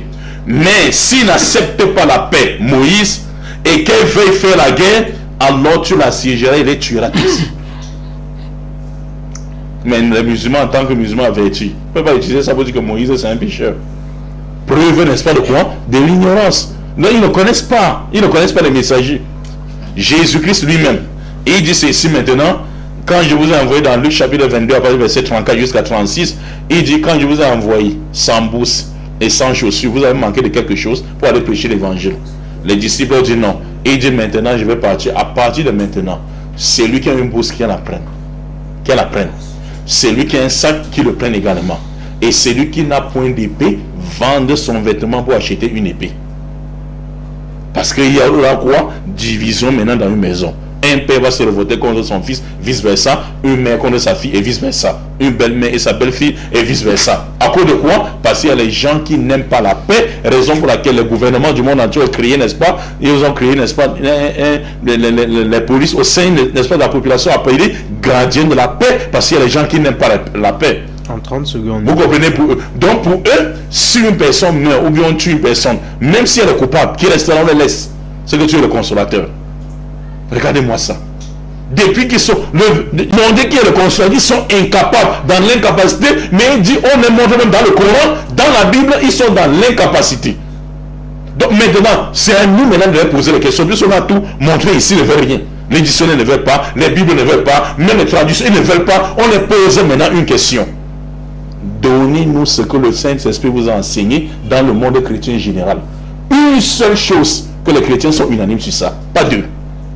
Donnez-nous un seul enseignement que vous, témoins de Jéhovah, parlez des témoins de Jéhovah, l'église de réveil. L'autre c'est réveillez-vous et l'autre c'est témoins de Jéhovah. Chachalta Russell, le sectaire, et l'autre, n'est-ce pas, toujours le mouvement de l'Amérique, qui sont présentés comme l'outil satanique dans le prophétie de Daniel, qui doit détruire, n'est-ce pas, le royaume de Dieu, que Dieu va créer sur la terre. Donnez-nous un seul enseignement que vous êtes unanime sur ça. Un seul que le Saint-Esprit vous a enseigné. Ok, merci. Non, ils n'ont pas de preuves. Les ignorants. Durant sa prise de parole, il a essayé de nous démontrer que vouloir dire que le prophète Mohammed ne serait pas véridique parce qu'il aurait tué des personnes, il est en train de démontrer ici que des autres prophètes comme Moïse l'ont fait, Salomon et autres, et que c'est sur cette base qu'on devrait dire que Moïse n'était pas un prophète venu de Dieu, ou n'était-il pas un consolateur de son époque. Maintenant, Pasteur Matip, j'ai vu dans son temps de parole que l'imam Mokhtar ne vous avait pas convaincu, du moins, parce que c'était tout à fait clair de votre part vous avez même failli l'interrompre tout à l'heure, le murmure qui était entendu de l'autre côté, que normalement ce qu'il était en train de dire ne tenait pas la route. Que pouvez-vous dire aux téléspectateurs à ce sujet-là? D'accord, ok. Je vais passer d'abord mon temps de parole à mon frère Timba. Je vais revenir après parce que il y a beaucoup de choses. Parce que vous-même vous avez vu Imam Mokhtar. Imam Mokhtar est en difficulté ce soir. Il est même hors sujet. Il prend de tout. Il fait du ramassis un peu de partout. Franchement, il faut. Celui qui connaît l'homme sait que l'homme est touché. Donc, vraiment, avec son alcoolique ce soir, il n'arrive pas à s'en sortir. Si braquer la caméra sur lui, vous verrez comment il transpire. Par contre, il fait bien chaud il fait bien froid dans cette salle. Merci pour la climatisation, monsieur. Oh, vraiment, c'est pas possible. Donc, je vais revenir sur... parce qu'il nous a balancé dans tout et de rien. Je vais rester dans le thème. Je suis dans le livre de Jean, chapitre 16, à partir du verset 8. Il dit, qu'est-ce que le Saint-Esprit enseigne? Il dit, et quand il sera venu, il convaincra le monde en ce qui concerne le péché, la justice et le jugement. En ce qui concerne le péché, parce qu'il ne croit pas en moi. Le Saint-Esprit convainc aux gens de croire en Jésus. Mais ceux qui ne croient pas, ils sont dans le péché parce qu'ils n'ont pas cru en Jésus. C'est ce que la parole dit. En ce qui concerne le péché, parce qu'ils ne croient pas en moi. La justice, parce que je vais au Père et que vous ne me verrez plus. C'est ça la justice. Le jugement, parce que le prince de ce monde est déjà jugé. Le diable est déjà jugé. Le Saint-Esprit nous conseille, c'est ça l'œuvre du Saint-Esprit. De nous convaincre, de nous amener à comprendre selon les Écritures de Jésus. Jésus dit lui-même, j'ai vaincu le monde. Et le Saint-Esprit est là pour réitérer cela en nous. Voilà pourquoi Jésus dit, il ne prendra rien. Il nous dit que Mohamed va dire, il est venu, il est le consolateur, il a parlé de Jésus. Qu'est-ce qu'il a dit de Jésus? Qu'est-ce qu'il a dit? Il n'a rien dit. Jésus a appelé Dieu Père. Il a dit que le Père vous enverra un consolateur. Donc, il faut pas venir. Vous n'allez pas vous en sortir ce soir. Vous ne pouvez pas vous en sortir. Donc, il dit, et Jésus, écoute ce que Jésus leur dit. Parce que Jésus s'adressait aux disciples. Au verset 12, il leur dit, j'ai encore beaucoup de choses à vous dire, mais vous ne pouvez pas les porter maintenant. Quand le consolateur sera venu, l'esprit de vérité, il insiste dessus, l'esprit de vérité, il vous conduira dans toute la vérité, car il ne parlera pas de lui-même, mais il dira tout ce qu'il aura entendu et il vous annoncera. C'est le Saint-Esprit, c'est de lui qu'il s'agit ici, parce que quelque part, je vais lire un verset qui va nous éclairer dans le livre des Actes. Actes des Apôtres, je crois, chapitre... Actes chapitre 3, de verset 12. Je vais lire rapidement. Donnez-moi une minute. Le Saint-Esprit, Actes chapitre 3, verset 12. Non, c'est le discours de Pierre. Autant pour moi, je vais... Parce que j'ai noté ça. Attends. Acte chapitre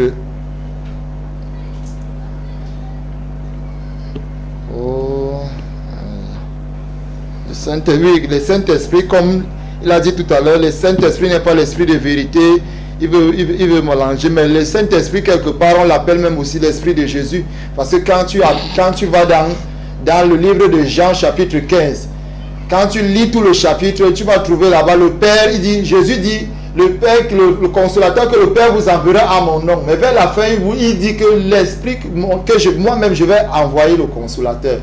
Déjà, ça vous renvoie quelque part.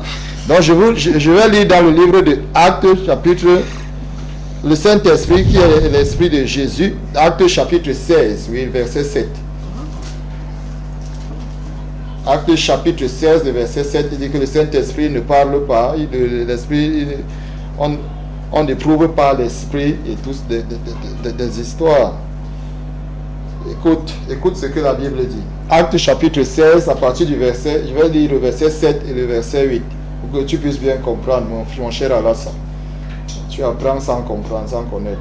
Arrivé près de la Mysie, il se disposait à entrer à Béthanie. Mais l'Esprit de Jésus ne le leur permit pas. Mais quand tu commences à lire plus au verset 6, il dit, ayant été empêché par le Saint-Esprit d'annoncer la parole dans l'Asie, il traversait la Phrygie et le pays de Galatie. Donc le Saint-Esprit ici, c'est Mahomet qui était avec les disciples et c'était lui qui leur demandait de ne pas aller annoncer la parole à Phrygie, de passer plus tôt. Et le verset 7 dit, arrivé près de la Mysie, il se disposait à entrer à Béthanie, mais l'Esprit de Jésus ne le leur permit pas. L'Esprit que Jésus leur a envoyé, qui est le Saint-Esprit, ne leur permit pas de pouvoir entrer. Et je ne crois pas que c'est Mohammed qui était en train de leur dire n'allez pas là-bas. Donc, ce mensonge, nous le balayons du réveil de la main et que l'équipe d'enfants cherche autre chose pour nous apporter. Parce que ça fait partie des mensonges qu'on fait réciter aux enfants dans l'école coranique. Comme on nous disait de réciter à l'école primaire, récitation mon papaye, dans un coin de ma cour il y a un papaye. Même si tu n'as pas de cours, même si tu n'as pas planté le papaye, tu récites seulement, c'est moi qui l'ai planté, alors que tu n'as rien planté. C'est de ça qu'il est question. Mais ici, le Saint-Esprit ici, je crois que c'est assez clair pour vous, parce que vous n'avez pas d'argument. Vous racontez tous ceux qui sont là, les téléspectateurs, même le fan club aujourd'hui, je crois que ils ont compris que le maître est touché. Merci. Ok. Merci. Imam Mokhtar, je vais directement vous passer la parole. Ah oui. Donnez la parole. Ok, justement, parce que je voulais qu'on puisse se rebondir. Donnez la parole. Et maintenant, je vais parler autant qu'il veut. Pasteur Eric Timba, tout à l'heure, quand il était en train de lire le verset, j'ai senti que vous vouliez déjà répondre. Vous étiez déjà impatient. Maintenant, le verset qu'il a pris démontre suffisamment qu'il ne peut pas s'agir du prophète Mohammed, qu'il là, il s'agit de l'Esprit Saint, tel que vous avez eu à dire auparavant. Mais maintenant, la question que les téléspectateurs certainement sont nombreux à se poser, hormis des versets comme celui-ci, y a-t-il d'autres versets qui sont assez clairs pour justifier le fait que le Saint-Esprit ne saurait être un homme, mais comment je vais dire ça? Le consolateur ne saurait être un homme, mais plutôt l'Esprit Saint. Monsieur le journaliste et tous les téléspectateurs qui nous regardent, nous ne venons pas faire du spectacle ici. Hein? Et la question que vous posez, la réponse est là. Jean 14, le verset 26, il a lu dans la traduction de Louis II, où on a utilisé l'expression le consolateur, l'Esprit Saint. Ce sont les paroles de Jésus. Hein? Ou à moins qu'ils vont faire de Jésus un menteur. Mais nous, on sait en face qu'on a, deux gros menteurs en face de nous. Hein? Le prédicateur Alassane parle des choses qui ne comprend rien. Mon frère, j'ai mon serviteur que j'ai choisi dans le texte de Ésaïe 41, le verset 1. Voilà ça, Matthieu chapitre 12, le verset 18. Est-ce que quand Ésaïe prophétisait ça, Matthieu était là? Vous voyez, quand les gens passent tout leur temps à enseigner des bêtises, dans leur mosquée, on les enseigne des bêtises, du mensonge. Écoutez ce que Matthieu lui-même dit. Voyez mon serviteur que j'ai choisi, mon bien-aimé, que mon âme a agréé. Je mettrai mon esprit sur lui. Ce serviteur dont Dieu a choisi, c'est qui? C'est Jésus-Christ. Luc chapitre 4, verset 18. Ce n'est qu'une petite parenthèse pour ramasser, pour essuyer tout ce que vous êtes en train de dire, parce que vous êtes dans le hors sujet. Le thème, c'est le consolateur. Luc chapitre 4, le verset 18, Jésus est assis au temple. Hein? Puisqu'il a donné Ésaïe 41, verset 1. Mais il n'a pas donné Ésaïe 61, le verset 1 à 5, qui est toujours la même chose. L'Esprit du Seigneur L'Esprit du Seigneur est sur moi. Je suis assis au temple. Il est en train d'enseigner. Un serviteur se lève. Il apporte le rouleau d'Ésaïe. Jésus ouvre l'endroit où c'est écrit sur lui.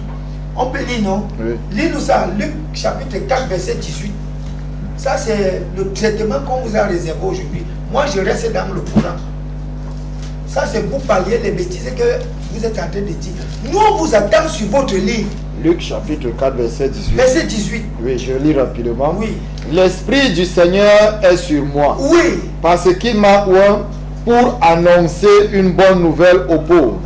Il m'a envoyé pour guérir ceux qui ont le cœur brisé. Oui. Pour proclamer aux captifs la délivrance et aux aveugles le recouvrement de la vue. Pour renvoyer libres les opprimés. Pour publier une année de grâce du Seigneur. Vous voyez, c'est Jésus qui est assis dans le temple. Il lit le texte d'Ésaïe. Jésus n'était pas encore arrivé, Jésus était encore au ciel. Il n'était pas encore arrivé sur la terre.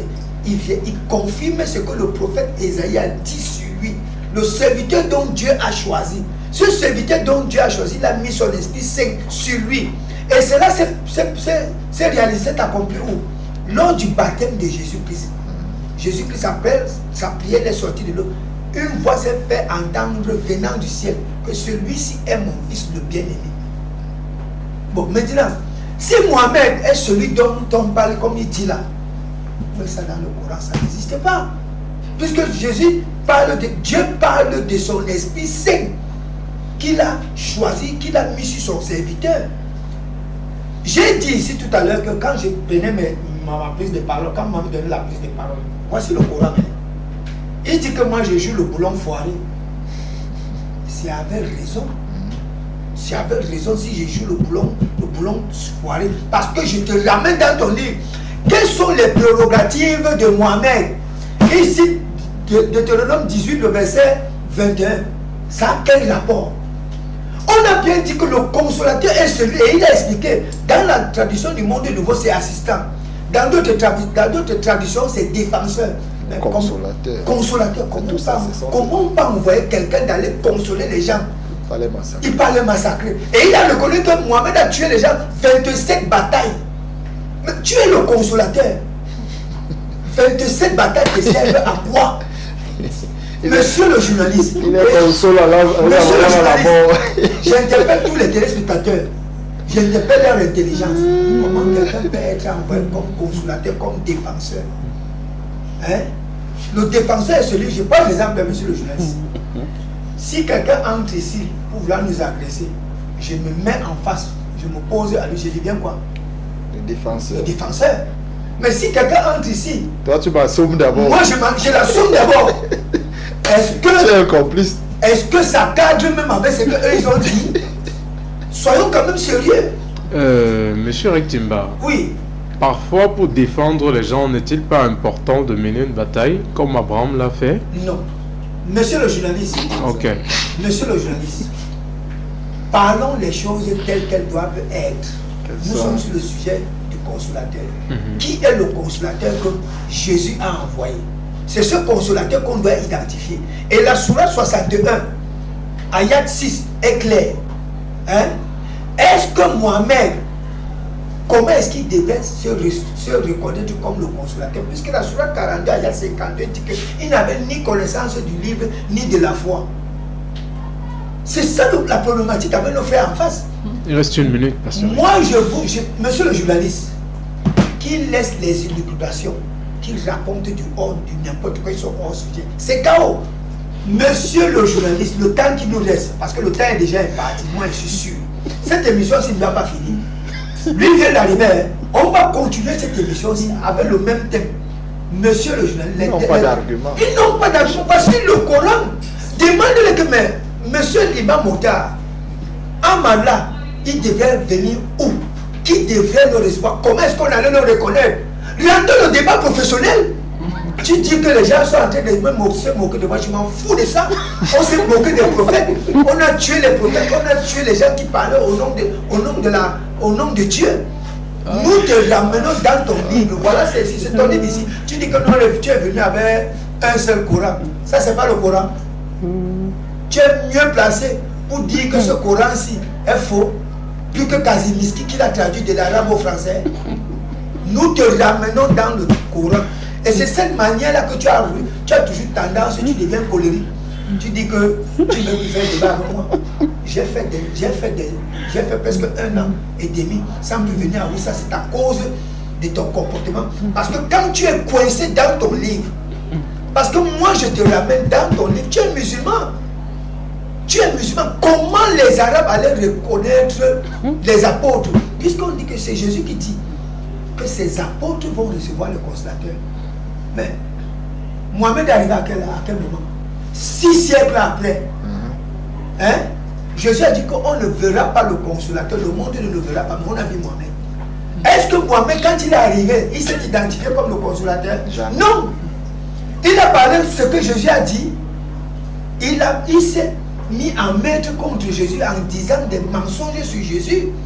Hein? C'est ça le problème.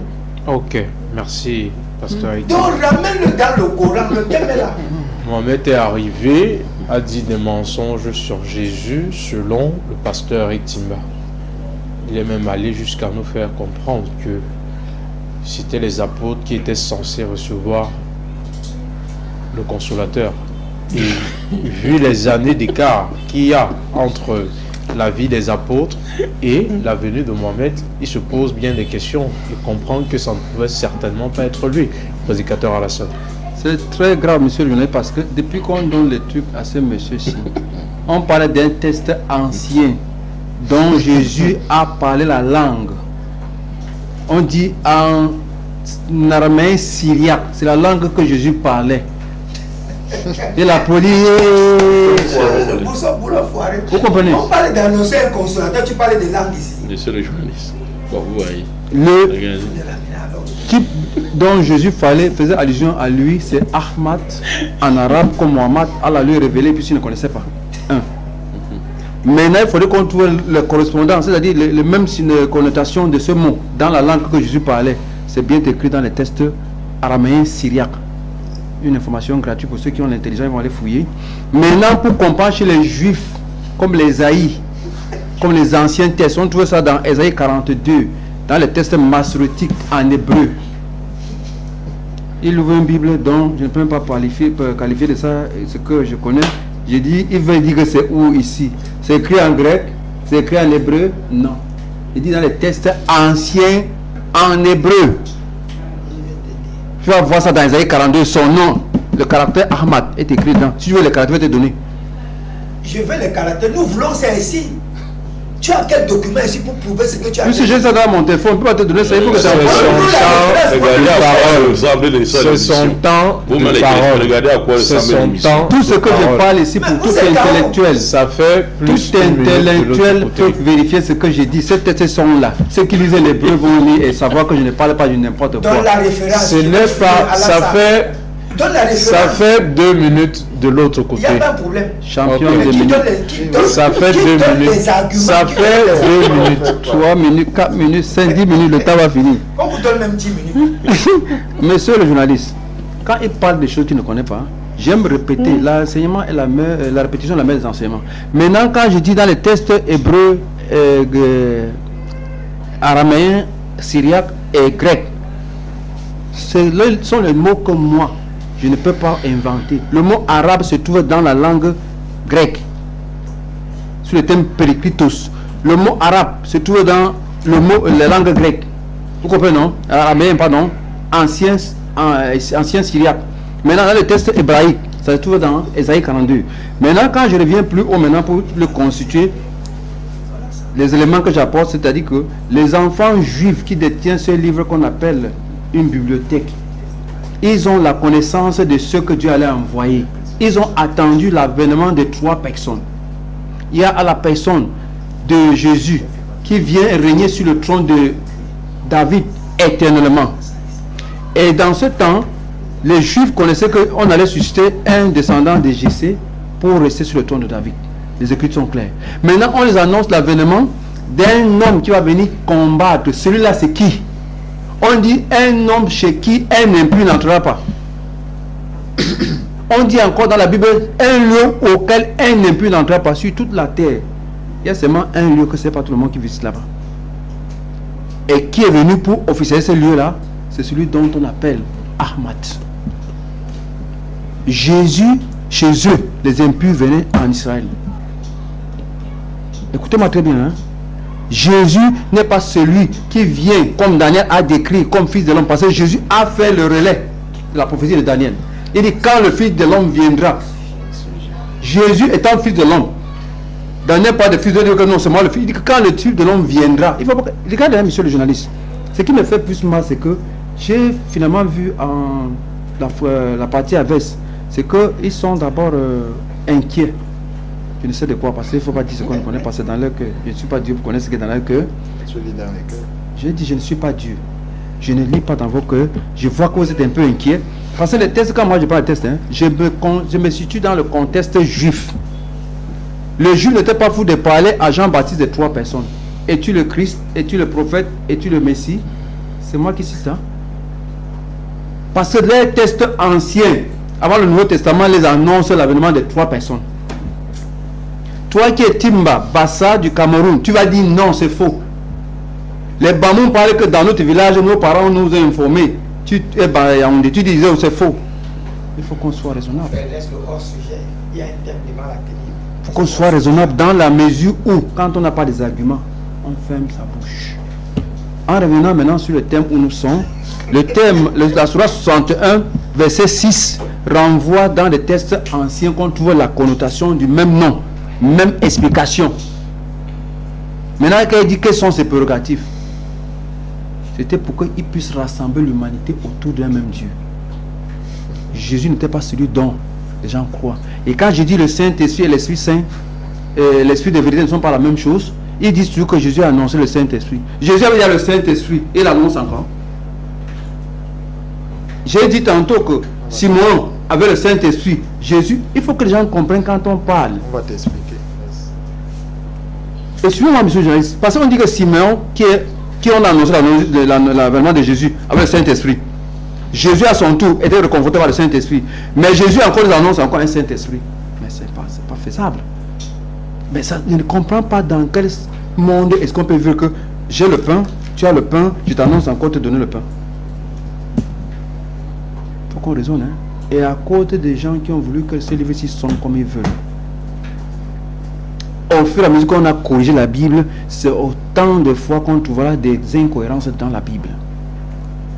Les Juifs n'ont pas ce problème de corriger les livres qui les appartiennent. Ils essaient de mettre ça en pratique. Ces gens-ci qui sont plutôt je peux même dire quoi, c'est-à-dire les gens qui portent un livre sans connaître le contenu, se revendiquent de ce livre et pourtant c'est un livre familial. Ceux-là connaissent que, même comme d'autres ne reconnaissent pas que Jésus, qui était le Messie, envoyé à eux là. Parce qu'il y a plusieurs Messies, hein. Tous les prophètes sont des Messies. Mais le dernier Messie ultime est celui qui allait venir. Tous les textes grecs anciens, maçonniques, disent que le dernier prophète ne doit pas venir d'Israël. Tous les textes anciens annoncent un étranger qui viendra rassembler les enfants d'Abraham et le monde entier. Jésus étant le dernier. Pasteur Eric Timba, une seconde. Déjà, vous devez comprendre quelque chose. J'ai souvent pour habitude de le dire ici, cette émission a une valeur pédagogique. Et comme vous le savez, il n'y a pas que des moutons qui nous écoutent à la maison. Une façon de dire qu'il y a des intellectuels, des personnes avisées qui nous écoutent. Je pense que le principe est simple. D'un côté, vous pensez qu'il s'agit du Saint-Esprit. De l'autre, ils disent qu'il s'agit d'un homme. Et ils vont en lui le prophète Mohammed. Donc si, de l'autre côté, vous essayez par la force des arguments, comme vous le faites si bien d'ailleurs, de démontrer qu'il s'agit du Saint-Esprit, le fait pour eux de dire qu'il est prophète, c'est aussi avec des mots clairs qu'ils doivent démontrer cela. Je pense que là maintenant il est en train de nous faire comprendre ceci, que les Juifs attendaient la venue de 3 personnes. C'est bien ce qu'il a eu à citer. Et parmi ces trois personnes, parlant des trois personnes, il y avait aussi un prophète qui les attendait. Et d'après lui, c'est ce prophète-là qui devait jouer le rôle de consolateur, d'après ce qu'il est en train de dire. Donc, vivement que durant son temps de parole, même s'il est dans l'erreur, comme je l'ai dit si bien, vous le laissez parler, que de tout le temps dit il est hors sujet, comme je l'ai dit. Ça ne se fait pas en fait sur un plateau. Vous laissez quelqu'un développer ses arguments comme il le souhaite, comme il l'entend. Peu importe s'il est dans l'erreur, parce que nous ne sommes pas là pour nous autres. Il y a des téléspectateurs qui nous écoutent. Les gens pourront comprendre s'il est dans l'erreur ou pas. Parce que je le dis toujours, ce ne sont pas les moutons qui nous écoutent à la maison. Ce sont des personnes averties. Donc ici, on sait qui dit quoi, qui ne dit pas quoi. Qui est sur le chemin, qui ne l'est pas. Voilà ce que j'aimerais dire. Donc il faut qu'on essaie de rendre l'émission professionnelle, comme on a l'habitude de le dire.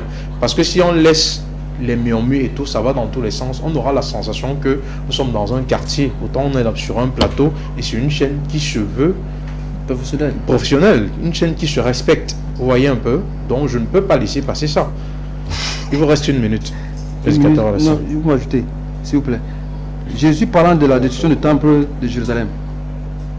La référence est dans Matthieu 24, verset 15 à 30.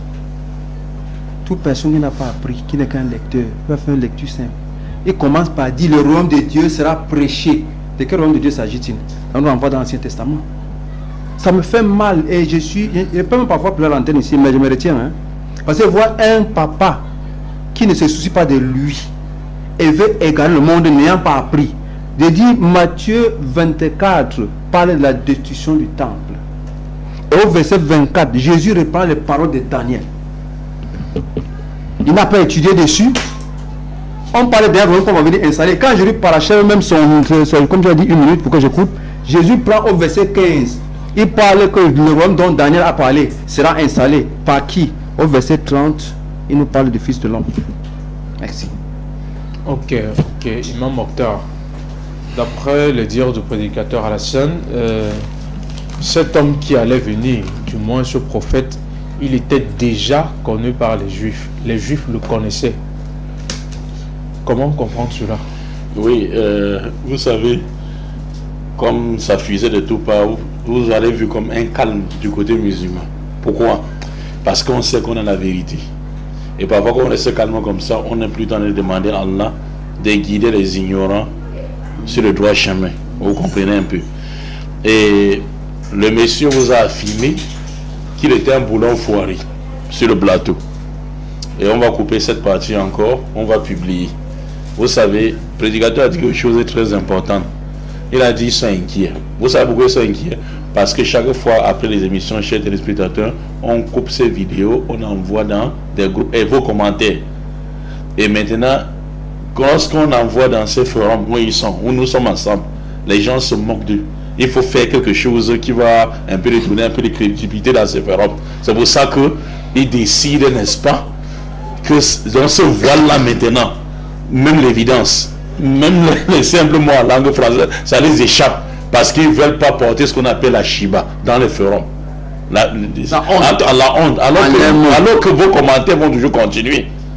Maintenant, pour se moquer de vous, chers téléspectateurs, qui sont des chrétiens comme eux, ils disent je m'en fous de vous. On va couper et publier. Pendant que nous, ils vous respectent, eux, ils disent que je m'en fous de vous. Si vous vous en foutez, vous faites quoi là? La télévision a rapporté des téléspectateurs. Vous foutez, s'il vous plaît, calmez-vous, s'il vous plaît, calmez-vous. Prenez une minute encore, vous ajoutez. Ça, c'est le règlement.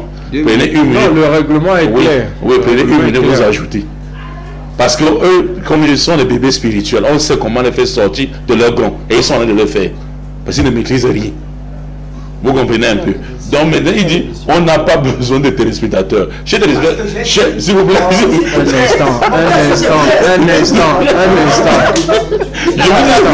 Un instant. Ça fait 2 minutes, ça devient enfantin à la limite. Je suis juste, il vous a dit ici que Imam Mokhtar a dit, j'ai fait 1 an, n'a pas débattu avec Imam Mokhtar. C'est à cause de ça. Les téléspectateurs le savent. Prenez la peine de l'écouter. Prenez la peine de l'écouter, s'il vous plaît. Prenez la peine de l'écouter quand il parle. Je vous l'ai dit ici, là. Shiba.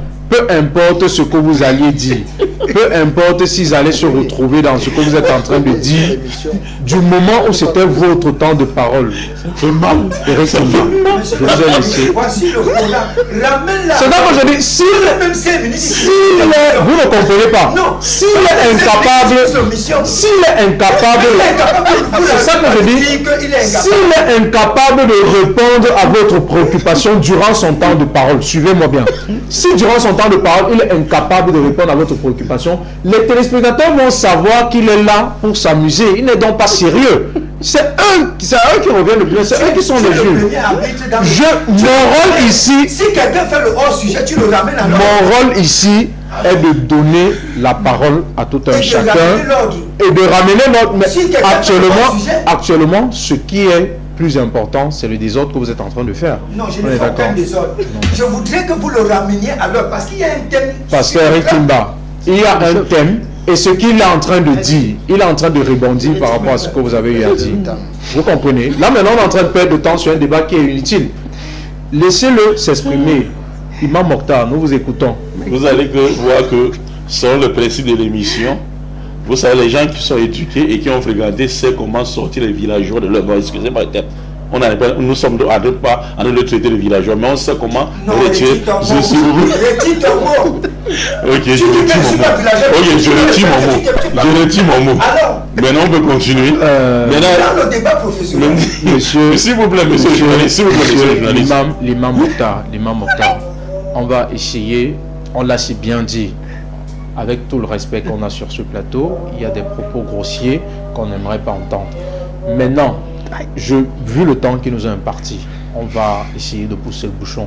Vous savez déjà comment... non, on n'a pas le temps, on dit le temps... Non, écoutez, justement, c'est pour que vous puissiez maintenant dire, allons dans le vif du sujet. Non.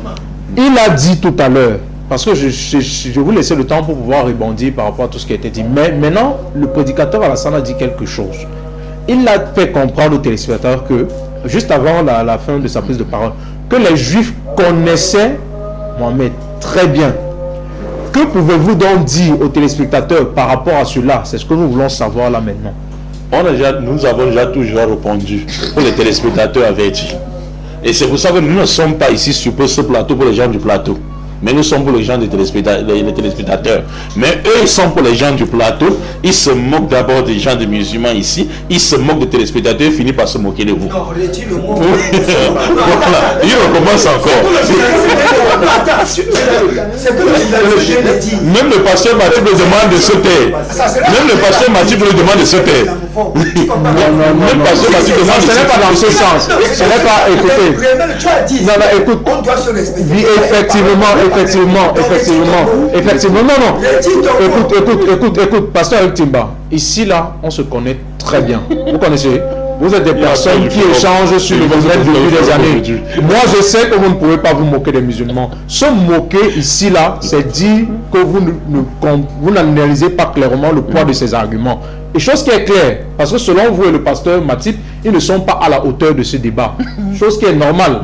Mais dire que vous êtes islamophobe, je dis non, pas sur ce plateau. Parce que si vous étiez, c'est ça que je dis, si vous étiez islamophobe, forcément on le saurait déjà. Même dans vos propos, on l'aurait su. Vous prenez des musulmans comme des frères. Là, je peux en témoigner. Je sais de quoi je suis en train de parler ici. Je suis en train de dire juste ceci. Actuellement, Imam Mokhtar, quand il parle de se moquer, il est juste en train de dire ce qui est normal. Parce que selon vous, ils ne sont pas dans le thème. Vous voyez un peu? Selon vous, ils n'ont pas assez d'arguments, ils sont hors sujet. Et c'est bien ça qu'il dit. Quand vous dites que quelqu'un est hors sujet, il ne fait pas le poids. C'est une façon de se moquer de lui, mais pas de manière discriminatoire en fait. C'est une façon de dire que non, aujourd'hui là, il n'est simplement pas à la hauteur. Vous voyez un peu ce que je suis en train de dire? C'est pas pour le rabaisser ou peut-être s'attaquer à une communauté. Non, il n'est pas question de cela ici. Donc, il vous reste 2 minutes, Imam Mokhtar. Donc on me donne la parole, il me reste 2 minutes. On me dit 2 minutes. En 2 minutes, qu'est-ce qu'elle veut réfuter? Ils ont fait 15 minutes. Vous allez Non, parce que le principe de l'émission était que lorsqu'il s'agit dans notre temps, on prend 1 minute, on ajoute deuxième, il prend 2 minutes. Ils doivent apprendre à patienter. L'apôtre Paul dit ceci. Il dit l'humilité, la gloire, la patience sont des vertus d'un croyant. C'est pour ça que je les faisais sortir des gommes mordées sur les mécréants, mais non des croyants. C'est les mécréants de la Bible, non des croyants. Parce que l'humilité précède la gloire. Comme disait le roi Salomon. Quand il fait la parole, ils font 15 minutes, ils disent, oh, le imam est en difficulté. Vous voyez que l'imam est calme. C'est le professeur. Et il connaît ça, il connaît la Bible. Pourquoi? Maintenant, ils font des désordres, vous revenez, imam Mokhtar, vous avez 2 minutes. Mais c'est quoi ça? Donc ici, après, ça moquerie les téléspectateurs, s'il vous plaît, monsieur le journaliste, que ça ne soit pas votre tour. Donc ici, je reviens maintenant pour dire, un autre consolateur, comme prédicateur à la sainte disait, pour les chers téléspectateurs, pour eux, les aveugles que vous voyez sur le plateau, Dieu vous donnera un autre Saint-Esprit. Dieu vous donnera un autre Saint-Esprit. Et voilà quelqu'un qui se met sur la place d'un enseignant et il sort de ce côté fâché. Dieu vous donnera remplacer consolateur par Saint-Esprit. Ils ont dit que consolateur c'est le Saint-Esprit. Je prierai le Père. Il vous donnera un autre Saint-Esprit. Donc Jésus a plusieurs Saint-Esprit. Et c'est des pasteurs comme ça là. Nous sommes pour les démasquer. Les mettre en nu et vous enseigner chez les spectateurs avec tout le respect qui soit. Et c'est ça la partie musulmane. Dès maintenant. Donc, plusieurs consolateurs ont été envoyés. Et la fois passée, j'ai donné beaucoup de versets ici. Ouais, j'ai donné beaucoup de versets. On continue à montrer l'ignorance de ce monsieur-là, monsieur Chimba. On continue à montrer son ignorance. Excusez du thème. Parce que là où Chimba est, là, il peut accoucher sur le plateau. Mais on va continuer à montrer cette ignorance. Regardez. 2 Samuel chapitre 10 verset 3. Les chefs des fils d'Ammon disent à Anon, leur maître, penses-tu que ce soit pour honorer ton père David, que David ton père nous envoie les consolateurs? Anon dit, David nous a envoyé les consolateurs pour nous consoler. Allez, l'homme qui est ici là, David nous a envoyé les Saint-Esprit pour nous consoler. On continue. Par consolateur veut dire Saint-Esprit. Somme chapitre 69, on disait ici, consolateur c'est un être humain. Il dit non. Continuons avec Saint-Esprit. Pour que vous voyez l'ignorance de ces messieurs. Ici, Somme 69, verset 21. L'opprobre me brise, c'est toujours David qui parle. Et je suis malade. J'attends de la pitié, mais en vain, des consolateurs et je n'en trouve pas. Je suis malade, je cherche le Saint-Esprit, mais je ne trouve pas. Toujours Timba. David continue, Job chapitre 2, verset 16, verset 2. Job était malade. Job dit, j'ai souvent entendu pareilles choses. Vous, mes amis, vous êtes des consolateurs fâcheux. Ces amis qui étaient venus rendre visite, pour eux, Job aurait dit, vous êtes les Saint-Esprit fâcheux. Vous êtes les Saint-Esprit fâcheux. Et c'est toujours, et ils sont comme ça en train de représenter le christianisme. Regarde, pasteur, tu veux pleurer sur le plateau. Ne pleure pas. Job chapitre 29, verset 25. Ça, c'est vous achever une fois. Parce que moi, je ne voulais pas trop frapper. Donc ici, Job 29, verset 25. J'aimais aller vers eux et je m'asseyais à leur tête. J'étais comme un roi au milieu d'une troupe, comme un consolateur auprès des affligés. Job dit, j'étais comme un consolateur auprès des affligés. Ou en d'autres termes, Job dit, j'étais un Saint-Esprit. Job dit, j'étais un Saint-Esprit au milieu des affligés. On continue. On va prendre jusqu'à quand? On les montre que le consolateur c'est un être humain. Bon ici, chers téléspectateurs, vous allez nous excuser. On va faire ce qu'on appelle la répétition. La répétition qui est la mère de la science d'ailleurs, comme vous connaissez. Dans le mot paraclet, dans le dictionnaire, parce qu'on avait donné, et pour faire la fuite en avant, monsieur Timbala. Et il dit, on ne veut pas le dictionnaire. Donc c'est comme si c'était le musulman qui avait écrit le dictionnaire. Paraclet, pour vous, pasteur Matip. Pasteur Matip, dit ne pleurez pas si vous le regardez ici. Regardez ici. Paraclet, substantif. Parakletos, du terme grec parakletos, n'est employé que dans les écrits joanniques. 1 Jean 14, verset 26, 16 à 26, Jean 15, verset 26, Jean 16, verset 7,13, 15 et 1 Jean 2, verset 1. Ça a un sens actif, à savoir aide, défenseur. Le titre de Paraclet n'est pas un nom du Saint-Esprit. je peux encore vous remettre.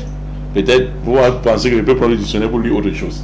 Le titre de Paraclet, peut-être je n'ai pas bien lu. Hein. Paraclet, si vous lisez à haute voix. Pas un nom propre du Saint-Esprit. Paraclet n'est pas un nom propre du Saint-Esprit. Et comme ils ne veulent pas apprendre, ils versent les bobards, ils veulent qu'on laisse. C'est pour ça que quand on a entendu la parole, Chimbala, le malhonnête spirituel, il dit on ne veut pas le dictionnaire. Parce qu'il sait que c'est le dictionnaire qui va le corriger. Donc on continue ici. Il dit, il désigne Jésus en tant qu'intercesseur des fidèles devant le tribunal céleste. Donc vous montrez que Jésus était charnel avant d'avoir en lui quoi? L'Esprit Saint. On dit ce n'est pas un nom propre du Saint-Esprit, mais parce que ça désigne aussi Jésus. C'est pour ça qu'il dit, je prie le Père vous donnera un autre, parce que lui c'est un autre aussi. Pourquoi il a un autre? Luc chapitre 2 verset 25, voici qu'à Jérusalem il y avait un homme appelé Siméon. Cet homme était juste et pieux, c'est un vieux papa. Il était juste et pieux, il avait le Saint-Esprit en lui et il attendait le consolateur d'Israël. Qui était qui? Qui était Jésus-Christ. Donc il avait le Saint-Esprit et il attendait le Saint-Esprit. C'est pour ça que je l'ai fait sortir de ces gonds. Là, il est là. Et vous savez comment il est malade. Montrez-moi dans le Coran si le thème était, n'est-ce pas, un thème coranique. Je vous ai dit, vous ne pouvez pas lire le Coran. Vous pouvez prendre vous croyez qu'on va parler dans le Coran avec les traductions? Non. Nous, ici, on va vous parler de ça avec la langue arabe. Ça, c'est une prophétie qui s'est achevée dans le Coran. Nous sommes encore en train de déchiffrer la prophétie dans la Bible avant d'arriver au Coran. Pourquoi vous courez? Donc ici, s'il vous plaît, ce n'est pas fini. Monsieur, ça c'est pour Pasteur Mathieu. On nous signale déjà. Oui, c'est pour Pasteur Mathieu. Non, ils ont parlé 15 minutes. Non, justement. Oui, ils ont parlé 15 minutes. Peut-être, rien que pour ça, s'il le faut, et je suis votre concours d'ailleurs. Et on rappelle que c'est eux qui ont donné le thème. Okay. Et ils veulent que le thème. Si vous êtes d'accord, nous les quatre, est-ce qu'on peut continuer avec le thème? Oui. Vous savez, nous, le côté musulman, on peut continuer avec le choix. Ok, vous êtes d'accord, Pasteur Mathieu? Il va pas d'argument. Ok, c'est bon. Donc on va prendre, s'il vous plaît. Oui. Pas d'argument. On dit maintenant sur le Pasteur Mathieu. Justement, Imam Mokhtar, ce sera certainement pour la semaine prochaine. Le temps. Ok. Non, je lis cette dernière partie-là. Pasteur Mathieu. Le titre de Paraclet indique la fonction de l'esprit conçu par un être humain. Pasteur Mathieu, vous voulez qu'on fait comment? On prend les dictionnaires bibliques, des savants bibliques. Vous n'êtes pas savant. On jette dans la poubelle, on rentre et dit, Pasteur Mathieu, vous avez raison. Déjà, comme vous l'avez si bien dit, le temps nous étant dans une partie, parce que nous travaillons avec la régie, là, on est déjà en train de signaler depuis l'autre côté. Il est important de rappeler aux téléspectateurs que l'émission, vous l'avez si bien suivi, les 4 panélistes sont d'accord pour qu'on puisse continuer la semaine prochaine sur ce thème. Car je vous avais dit à l'entame qu'il y a plusieurs choses à dire. Déjà, vu le temps qui nous imparti, nous n'avons pas le temps de prendre le mot de fin de tout un chacun. Nous avons pour habitude de le dire, ce n'est qu'un débat et non un combat. C'est pour ça que l'émission se termine toujours par cette accolade fraternelle entre les panélistes. Donc, sur ce, nous vous remercions tous d'avoir été nombreux une fois de plus encore à nous écouter ce samedi. Nous saluons comme ça le PDG de la télévision panafricaine à Oussa 7. Nous saluons comme ça le gouverneur de la religion du littoral. Nous vous remercions tous. Nous saluons comme ça là tous ces nombreux téléspectateurs qui continuent à nous faire confiance, la partie technique qui s'est battue une fois de plus pour que nous puissions faire une émission dans de bonnes conditions. Sur ce, nous vous disons à samedi prochain si Dieu le veut.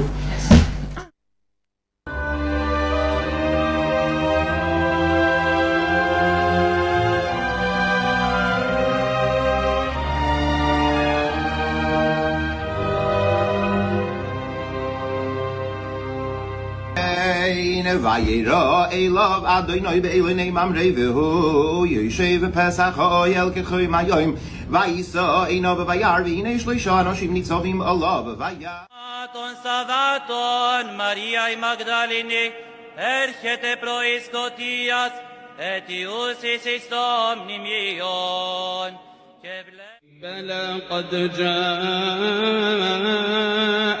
آياتي فكذبت بها بلى قد جاءتك آياتي فكذبت بها واستكبرت وكنت من الكافرين